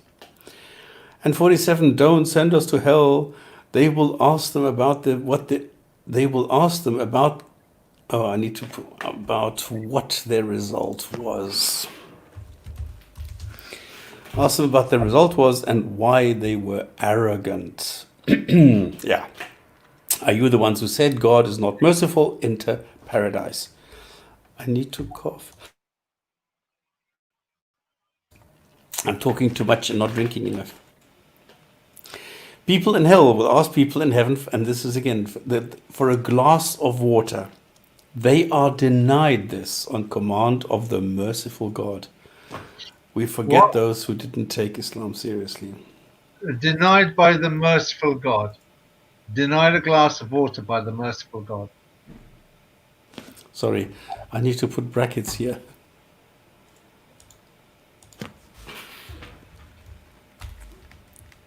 Yet again, it's all full of physical attributes that they're trying to assign to the spirit realm. Yes. Which clearly indicates it's made up. Yes. There was something else that was mentioned in tonight's Quran reading I wanted to pick up as well. Did you notice in one of the first verses, it talks about Satan having tribes? No other religion talks about Satan having tribes. So if you want a clue as to man-made religion, the fact that he refers to spirit creatures as having tribes is a monumental telltale sign of his ignorance of the greater, wider world that didn't really operate by tribes. Okay. Oh boy. All right, this is... All right. That is the Quran. Shall we go and... Oh shit. Zips. All right, share screen. And I will go and open up share audio. And I need to select Islam is the fastest growing religion in the world. Thank God this is only a very short video. It's only 6 minutes long because we don't even have much time. We've been talking so long, we've only got half an hour left. All right, gentlemen, are you ready for the video of the week for, the explanation how apologetics work in Islam in the 21st century? Ready? Let's go. Assalamu alaikum, dear brothers and sisters. I hope you all are having an amazing day, inshallah. Most people don't know this, but Islam is not only the fastest growing religion in the whole world, but currently Islam is the biggest religion in the whole world. Now that is the claim. Now I've made several videos on this, and I've made several explanations on how people come to this conclusion. So I'm not going to go through everything again, but this is a very common claim that a lot of Muslims are repeating because they have this security in numbers. They feel more safe if more people believe this, even though it does not mean anything that more people believe this. Watch this video. What is the biggest religion in the world? Most people will say Christianity, but according to my calculations, one could argue it's Sunni Islam. Here's why. Now, note the distinction he's making. He's no longer saying Sunni. He's no longer saying Islam. He's saying Sunni Islam. The biggest group in each of these categories. Yeah, that's a particular sub niche It's a sect, within yeah. a particular religious group. So it's not. No, you can't argue it's the biggest. You could say that a subsection is the biggest subsection if you want, but it certainly isn't the biggest religion. Yeah. Sun-dried tomatoes. Categories is Catholics and Sunni Muslims. If you compare just those two, there's about 1.3 billion Catholics and 1.5 billion Sunni Muslims. Okay, so there you go. Since I used to be Christian, I can testify that Catholicism and Christianity are quite different. So if you look at it that way, then Sunni Islam is the largest religion in the world.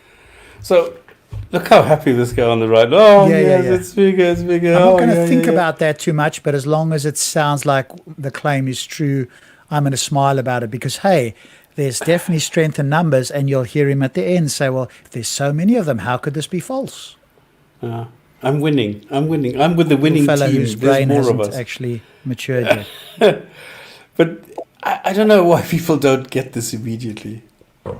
This is not a competition to see who's bigger. The point Then why No. mention it? If it's not a competition, mention it. Why Exactly. exactly? Why are you talking about it then? Let's Yeah. hear his justification. is, depending on what perspective you're coming from, the answer could be different. What is the biggest religion? So who cares? There we go. Isn't this If great? it's not about the point of how many there is, why would you even bring it up? Can I Yes, you just can have any perspective. You could jingle the numbers. You can redefine what religion is and say, well, a sub niche of a particular religion is what I mean by religion. Then you're talking about using what's called a private language argument. You're then using what you define something special to mean, so that you can make a point that you haven't justified why other people should believe that's what religion refers to. But I would say to that as well. There are Muslims and whatever religion. If somebody wants to make the claim that this is the fastest growing religion in the world or the biggest religion in the world, my attitude will go straight to, so what? Only 8 people survived the flood. You believe in the flood, don't you? Only 8 people survived amongst how many hundreds of thousands? So is God concerned about numbers, or God's concerned about quality of worship or quantity of worship? If you're going to go with the religious narrative, you'd have to go with quality of worship, not quantity. So in God's eyes, the numbers don't stack as far as he's concerned. Yeah, but But also, Sandra, you've just learned that obviously Catholics are not Christians. Those are two very different things. You can't compare them. No, but I'm saying if these people want to follow the argument through about, well, this must be God's religion because it's the fastest growers, my argument would be, yeah, but only 8 people survived the flood. Was God concerned about figures? No, he wasn't. God was concerned about those who listened to him, not the amount of people that were allegedly following him. So it doesn't work. Rob, you started saying something. I'm not sure. Go ahead. Okay, I like the comment. Brilliant video. I just reverted. Only if you switch your brain off entirely, yeah. And now I'm going to Google the fastest growing religion in the whole world. Fastest growing religion. Now guys, check this out. This is Wikipedia. It's funny how when it suits the Wikipedia is brilliant. If they hate it, they say, well, it's just Wikipedia. Science? Yeah. No. Science is limited. Oh, it confirms the Quran. Yeah, science is brilliant. You see, it even confirms the Quran. You guys are so pathetic. The special pleading, A lot right? of people don't believe Wikipedia, but I'm gonna go to another source as well. But read this. Studies in 21st century suggest that in Now, I just want to point out something. I did all this, all right? I went to Wikipedia and I took exactly this fastest growing religion in Wikipedia and I looked at the entry and I showed what the sources are. I showed that the pages go round in circles so that they get Islamic sites confirming that Islam is the biggest, is the largest and quickest growing religion. So I've done all this. Totally dishonest. But I think the big question here, Stops, is what does it take to mean the fastest growing religion? Does it mean by conversion? Does it mean by birth rate? What does it mean to have the fastest conversion, or the quickest? What is the term that he used there? The fastest growing religion. Yeah. What does that mean? Does that mean because children aren't religious by default? They have no clue. They have to evaluate the proposition. So if you're going to claim that babies are born atheist, Christian, or whatever, which that's one of the times I do agree with Richard Dawkins. If you're going to claim that, I think that is kind of child abuse. You have a child. You don't have a Muslim, Christian, or atheist child. You have a child. They are not in a position to evaluate the claims. So if you take them out and you'd say, okay, you can only take people who are at least 18 or older, because that's the time when the brain is getting more towards being fully developed and can reason effectively, well, in some cases at least. But if we use that as the norm, then anybody under 18 you cannot include. And if you are going to include them, under what criteria and why should we accept it?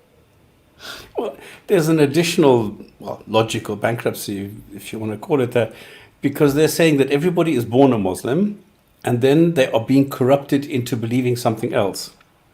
But that would that's a mean falsifiable claim, right? Yeah, but exactly. The point is that 80% of the world's population is non-Muslim. That means 80% of the world's population has apostatized, has left Islam, needs to be killed.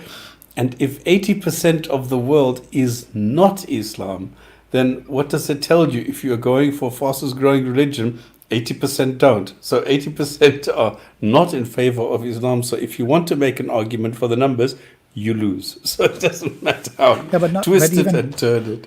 But even with that, right, most people are being born have never heard of Islam either.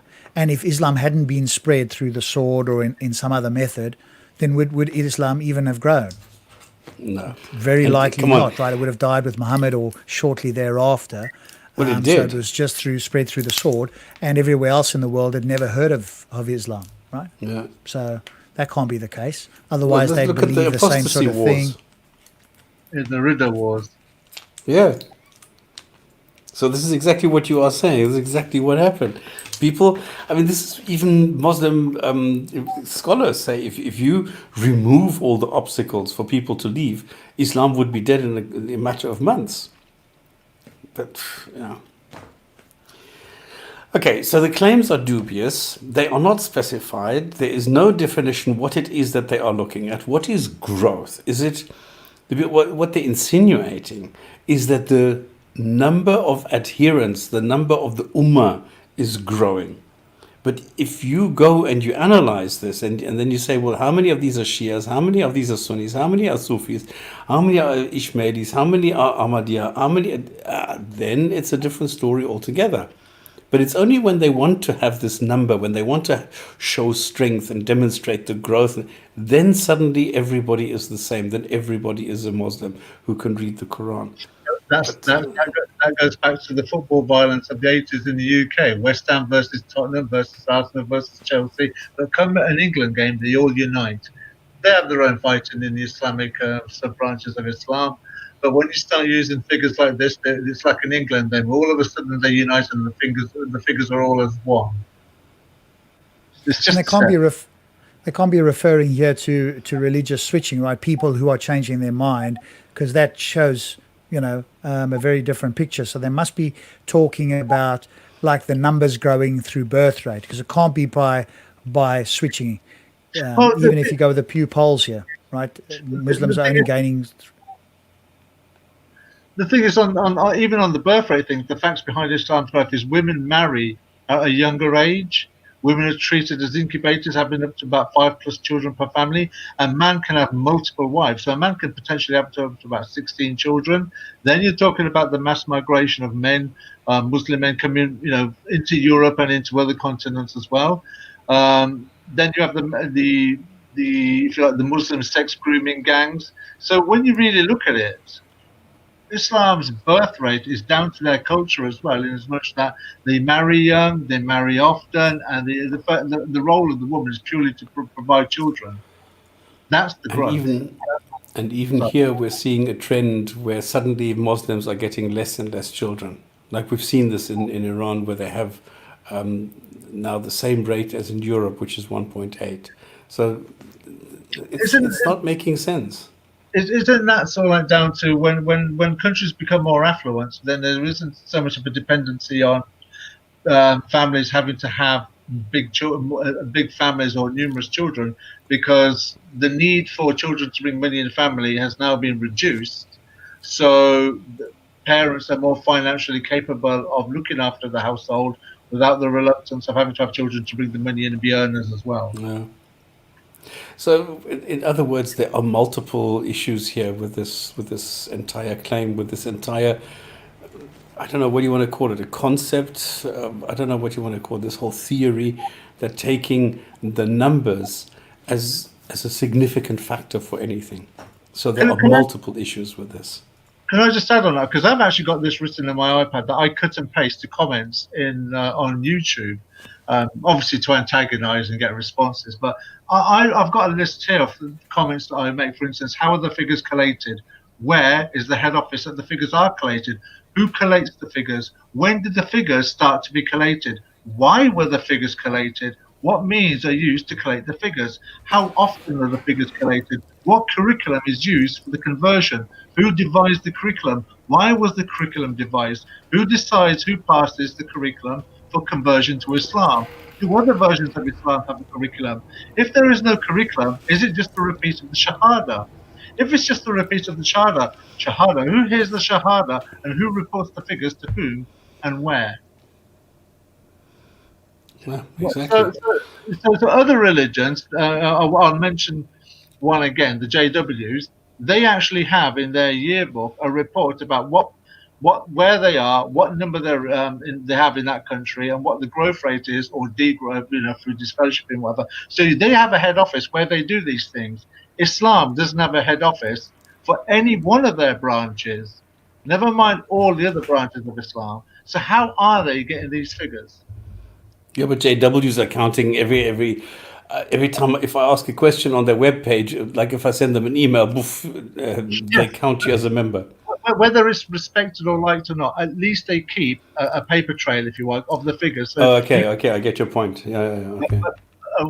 what I'm saying is, how are the Muslims doing that? The JWs have a head office, so I know what you mean because I know some JWs. When they go out in the ministry, they log how much they did 2 hours on Saturday, then they report, and they did that every Saturday in a month. That'd be 8 hours that they went out on the ministry, as they call it. So those hours are logged. So they have a paper trail, if you like, of what they do. I'm trying to understand, how do Muslims do that? They don't. And this is the problem. And I made a video on this showing what the numbers are. And the problem is that they are asking the mosques, how many people do you have coming to the mosque? And then the imam will give you a number, and this is what they count. But that is bullshit, because of course the imam is going to inflate the number to make his mosque look more important.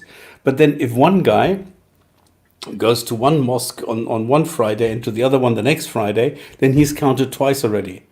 So these numbers, even if they were accurate, even if the imams were not over-representing, it would still be fake. No, not fake, but false. So this whole thing. Come on, if somebody calls me up and says, "Are you Christian?" and I will say, "Who wants to know?" Well, it would be good if you are Christian. And the psychology of asking, it depends what kind of anchor is being put into your brain, all right? If you get an anchor, Christians are being viewed as persecuted, would you say that you are a Christian? Already you are pro-Christian. So it depends how the question is asked, how and in what circumstances.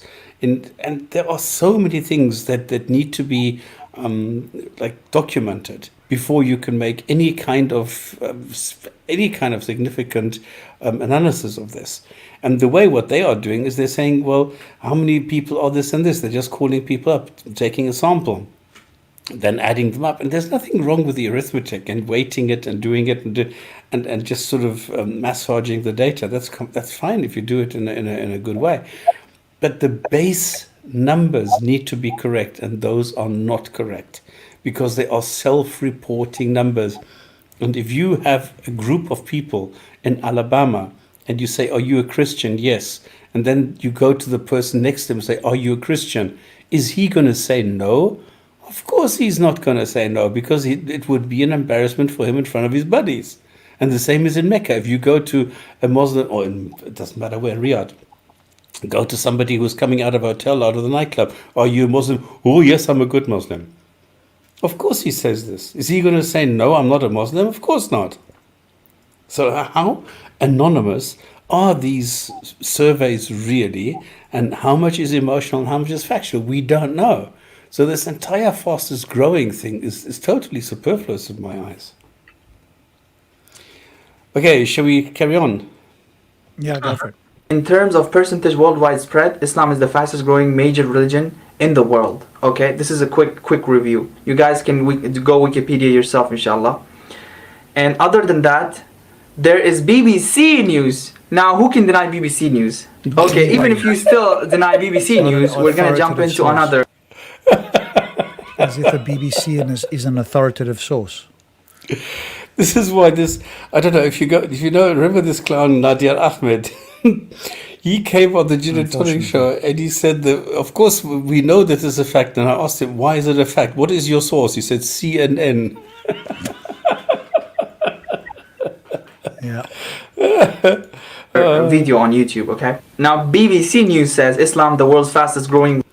So this is a video on YouTube made by the BBC. And of course, the BBC will never lie and not on YouTube, right? Religion. Okay. Now, one thing I need to point out here, and this is the important thing, that BBC, everybody goes to this US-based Pew Research Center. Okay, they are the number one producer of all these numbers. The problem is exactly what I have pointed out. They rely on self-reporting. And because they rely on self-reporting, everybody goes to them, but doesn't go and lay open the way the data is collected. And so you need to go to Pew Research, you need to go to the methodology, you need to go to the T's and C's and look what they say, how they are doing this. That's how you understand it, but not on this level. Okay, let's watch this quick video by BBC News. Islam will overtake Christianity by 2070 according to one projection. And you see, they have an asterisk there because the projection means absolutely nothing. They're just saying, if nothing changes, then this. But already it's changing. We're already seeing the effect of this SARS-CoV-2 because there is a huge impact at the moment where people are realizing there's something wrong here. There's something wrong. And Pew Research Center is already seeing the trends change where people are realizing, this virus is strange. Why would it do that? Why does God not do anything? Why are we being punished? Why this? Why this? So a lot of theists, and it doesn't matter of what denomination, are starting to ask questions. Becoming the world's largest religion, inshallah.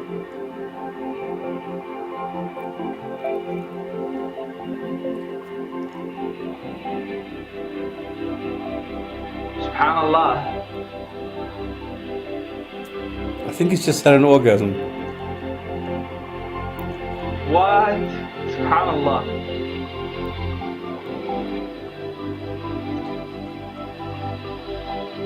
Wow, that's huge. What number wouldn't be huge? Now, but look at this. 10% of the people in Europe are forecast to be Muslim. 10%. That means 90% are not. This is what you need to understand. 90% are not. So what does that tell you about your Islam? 90% of the people reject it. So even if this is correct with the 10%, it doesn't really matter. Now, the funny thing is, it just said 10% of the people in Europe are forecast to be Muslim. And it just said that Muslim is going to be the biggest population group in Europe. This is a contradiction. You've just seen it does not add up. Because just now it said that 70% of the religious people are going to be Muslim. Well, if only 2% of the people are religious, and of those 2%, more than half are Muslims, who the hell cares? Because then the numbers are insignificant. It doesn't matter anymore. It's only when we have numbers like we have today. If you have 80 million people in a country and 50 million of those are Muslims, that's when we need to pay attention. But even here, it's only 10%. So what are you talking about? What the UK has, 45 million or something. Okay, and what? So where's the growth? Where's this growth? I don't see it. Wow, that's huge. It's not. 4 out of every 10 Christians in the world.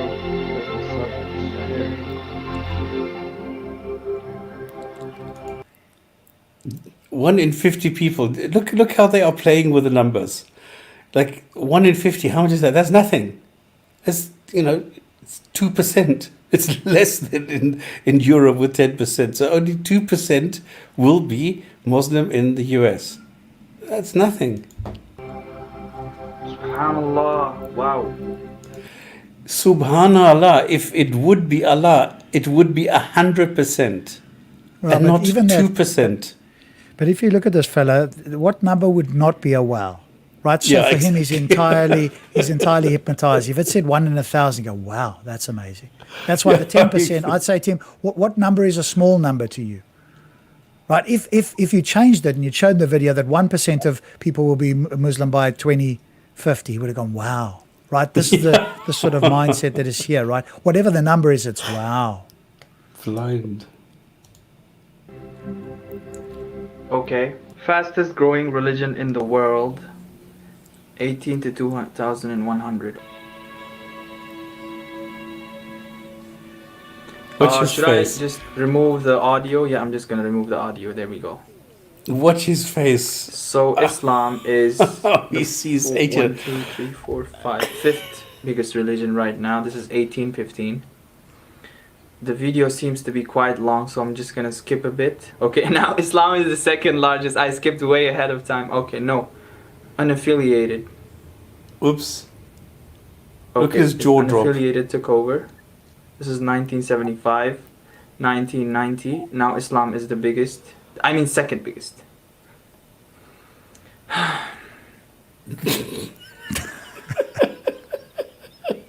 1999, 2000. This is so 2001. funny. And how many of them are following the Quran in heaven? How many of them have even read the Quran? Forget Oh, about that- anything okay, else. yeah, but how many of them are following the Quran in heaven? So that number could give you Okay. Subhanallah. Look at the amount. Subhanallah. Look at the pace with which the Islam grew. 2024, 2 Stop it billion. there. So this is what annoys me with Muppets like him, because I'm beginning to feel my temper. I'm being aggravated now. Look at Muslim countries, right? You want to see Islamic growth, and look at Muslim countries. Is this what you want to export to the rest of the world, right? Lacking education, lacking healthcare, lacking social amenities, civil unrest, violence, civil violence amongst each other for not being of the right denomination. Is this, following a prophet that says that Adam was 90 foot tall, a man who raped a 9-year-old girl? Is this something that you would say Savannah about, and this is what you want to export to the rest of the world? Do these people actually sit there and analyze what they are actually spreading? It's like spreading a toxic disease and saying how fantastic it is that we're killing off these people with toxic disease. I can't watch this anymore. Yeah, but I noticed something else. If you go and look at Muslims, they are saying that in 2000 it was like 1 billion, but Hindus were only 800 million. Then suddenly the Hindus are up to 1.3, which is a larger growth rate, isn't it? Then, oh no, Muslims from 1 to 2, they doubled. Hindus didn't double. Okay, no. What about those who claim to be atheists? I would say, if you wanted to look at a faith pattern, or if you want to call atheism a faith pattern, atheism has surely got to be the fastest growing mindset in the world. No, they're not allowed to be. This is the problem. Thunder, in the States, a lot of people are not allowed to be. There's still a stigma attached to this. That's why, like, nobody can hold office if they don't say "God bless America." You have to say this all the time, otherwise you're not credible enough. And this is the problem. The same as this is what I said in Riyadh. Are you gonna, in Riyadh, if somebody comes to you and asks you, "Are you a Muslim?" and you will say no, there's no way that you're going to do that. They go to the mosque and ask people how many people are Muslim, and then they count them and then they go home. That's the way that the numbers get done or collected or whatever. It's nonsense. You cannot really count the number of religious people, because, like they're saying in Saudi, you now have a rate which could be as high as 30% of the people who call themselves Muslims but are not Muslims at all. So how do you do that? Can't account for it. So okay, this doesn't really matter. 2070. These are just number games. 2071. Subhanallah. So another 50 years or so. He's going to be dead Wow. if he's going to be living long enough to see it. We're talking about 2078. How old is he now? 25? He ain't living that long. The thing is that if we have another couple of Yasir Ghadis, look, come on, Islam is collapsing. All right, it is collapsing already. Now have a couple of more of these and it's totally gone. So I don't think this is going to happen. Wow. Oh, by 2100, Muslims will almost very close to 4 billion. Okay, but if you add the numbers, you can see that I don't think we're going to have that many people on this planet. I doubt it. Because we're looking how many of 4, this is like 10, this is like 11 billion people, world population. Never. I don't see that. Subhanallah, that is huge numbers, subhanallah. Okay, that's about it. There's probably so much more. If you guys want to do research, you can do your own research, inshallah. So comment down below what do you think about this video. And it's just something to think about, guys. It's just so simple. Like, if Islam wasn't the true religion, how would it grow this fast? And how? Okay, so This is that's the question. this is the end goal, right?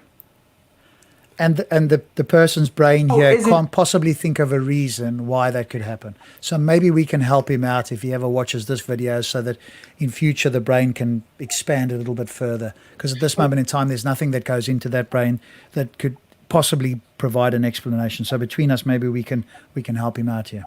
That's what goes back to what I said earlier on. That if it's a numbers game, right, then only 8 people survived the flood. So that can't be that can't mean that it's not true then, because they survived the flood and those other people didn't. I'm looking at it from the Islamic point of view. Noah got in the ark, everybody else drowned. Only 8 people survived. How does Islam get around the figures on that one?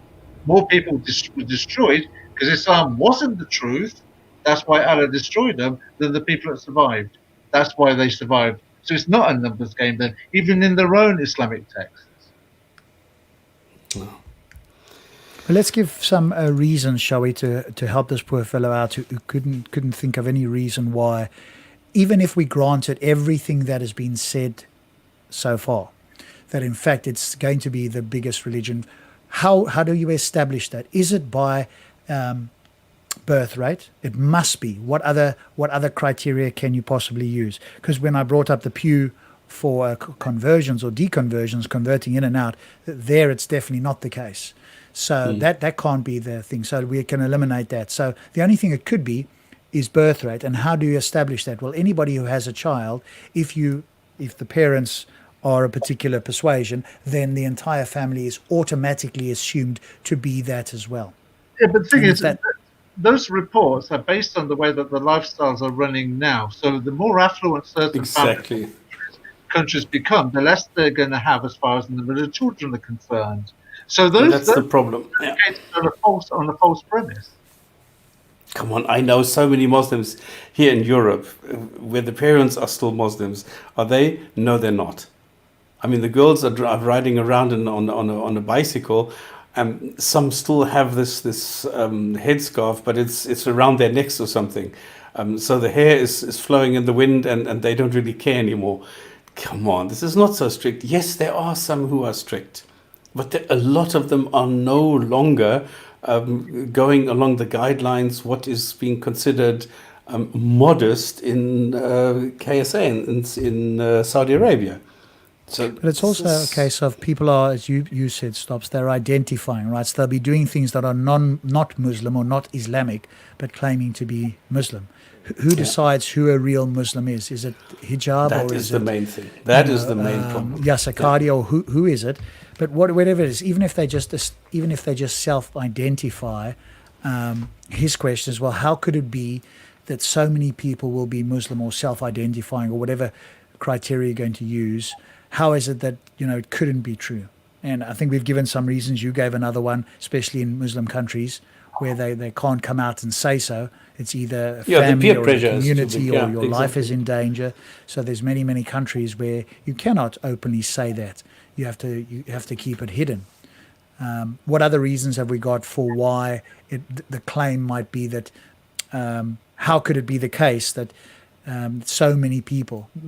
I think one of the other big reasons is because almost all of those Muslims, 99% of them, have never read the Quran, and those that have wouldn't understand. If we brought on people here to explain it to us, like we have with Maverick and others, they just make up their own thing. They have no clue. There's no objective standard. They have to appeal to scholars who themselves are making it up as they go along, and they disagree with everybody else.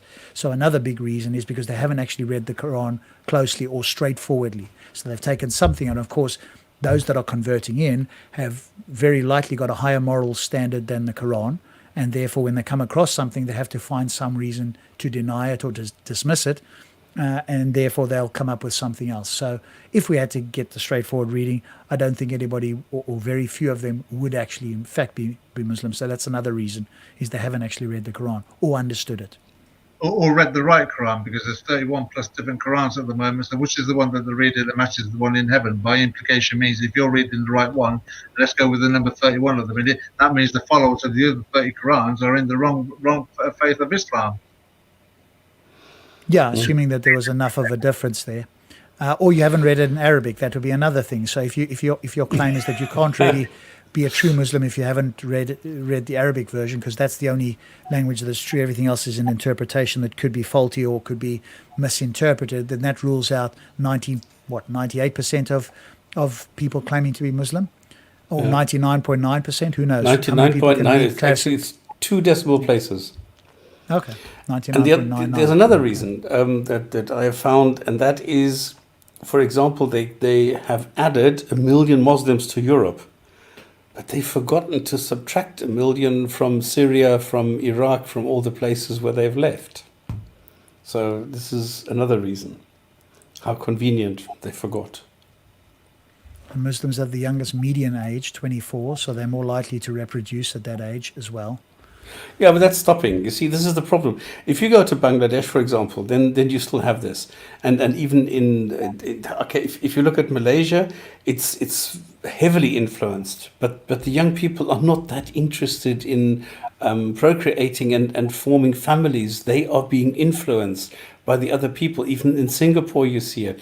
They're all influenced heavily by Muslims and Islam.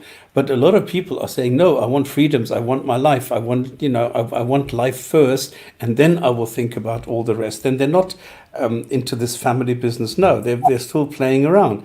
And this is being more and more common because nobody is going and telling the imam, the mullah or whatever about somebody who is, gallivanting. So of course they're going to take advantage of this. They're human beings at the end of the day, and that's it. So, even in Indonesia, come on, it's only in Aceh. Yes, in some places they're trying, or in Maldives they're trying to clamp down, and more people are saying, no, I'm not having this. And I think that's another reason, Stops, as well, is that the authorities in Muslim countries and collectively want to sort of outlaw critique or quote attack or certain blasphemous things, whatever that random term means. Yeah. So there's increasing levels of control to not allow people to think freely or critically, because I think there's a realization if they do, and that they can explore the internet, look at arguments, and think for themselves, then that's detrimental. So there's a level of control that's being kept over them, like the OIC want to prevent certain things being said, certain critique. Hey, we don't mind critique as long as it's not this critique or that critique or whatever critique we subjectively choose. We want to stop that. But they should look at their own history. As soon as Muhammad died, what happened? The Ridda Wars, the War of Apostasy. So how could it be the true religion of this fantastic growth when they were killing each other just for leaving it?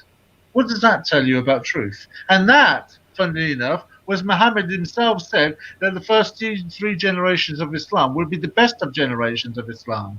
And yet the first thing that happened when he died was they were killing themselves. So how can it be this great religion if that's the very start of that's how your history of your religion starts when your leader dies? You mean killing each other, not themselves? Yeah, killing each other, wanting to leave Islam, the rituals. Exactly. Amongst the best of generations. All right, let's quickly hear the end. The biggest religion in the whole world right now, if it wasn't a true religion, it's just something to think about. Leave your thoughts in the comment below, inshallah. I will probably be reading most of the comments, inshallah. A lot of you guys will notice my haircut. I messed it up. I didn't want it to be like this, like more from the sides and less from the top. I'm gonna fix it, inshallah. The guy messed it up. I'm still gonna show you guys my haircut. That was important for us to know. So, little fellow, whoever you are, maybe you can come and listen to the end of this show. We've given you plenty of reasons why. And it's a non sequitur as well, so you can learn something there as well. Just because more people believe it doesn't mean that it's true. And we've given many reasons why. If everything that you said was in fact true, which we do dispute, then it isn't the case that just because so many people believe it, or by 2100 there'll be more Muslims, if you take those numbers, that doesn't mean that it's remotely true. So, there we go. Okay, ladies, gents, and others, thank you very much. Oh, I have 2 hadiths this week, because last week, because of the smoke detector alarm, I didn't have any chance. But you had a hadith, because I still could hear this on the headset. Let me quickly give you 2, because it's a short one. And this is from Bukhari 6, book 61, number 558, and this narrated by Aisha. Allah's apostle heard a man reciting the Quran at night. And this is quite interesting. And said, May Allah bestow His mercy on him as he has reminded me of such and such a verse, of such and such surah, which I was caused to forget. Oops. I wonder who caused that. So- Presumably not him. Yeah, but how many sentences did Muhammad forget? How many sentences? Well, he's forgotten are how many not he in the forgot, Quran? right? He did. He Well, forgot he how would have many he forgotten, forgot. right? Yeah. Exactly. And did Gabriel really go and check with the golden tablets to check word for word whether this is the same Quran we have in the 1924 edition, the Hafs edition of the 1924 Cairo edition? We don't know. Nobody knows.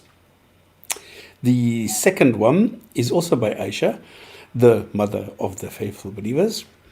And she says that bin Hisham asked Allah's apostle, "O Allah's apostle, how is the divine inspiration revealed to you?" And Allah's apostle replied, "Sometimes it's like the ringing of a bell. This form of inspiration is the hardest of all, and then this state passes off after I have grasped what is inspired. Sometimes the angel comes in the form of a man and talks to me, and I grasp whatever he says." And Aisha added, "Verily, I saw the Prophet being inspired divinely on a very cold day and noticed the sweat dropping from his forehead as the inspiration was over." Yeah, we have common understanding of those sort of things, right? Fevers, talking, voices in one's head. We have good medical explanations for all of those things. The most unreasonable view is that you're talking to, something that you can't demonstrate to anybody else. And that you're getting a ringing. When you get a ringing, that's the first thing you do is go and check your senses, don't you?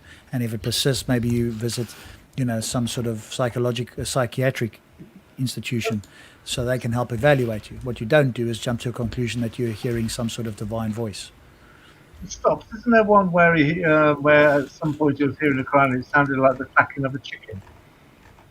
I don't remember that one. The cackling of a hen or something like that. I don't remember that one. Oh boy. Okay, ladies, gents, we are going to call it a day, and we're going to see you on the 21st, next Friday, I hope. Thank you Are very you much guys to the going to people in Discord? the chat. If you haven't had enough of Islam yet, see you on Discord, where you can have an informal discussion. Because here this is recorded and published and everything there. If you want to ask something, it's not recorded, so you can just go crazy. Thank you very much to the people in the chat. Thank you guys for staying with us, and thank you for the comments. I've enjoyed them very much. Thank you. Today was particularly interesting, I thought. And thank you very much to Rob and to Thunder. Thank you for being here.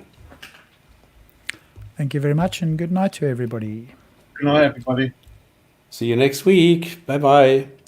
Bye-bye.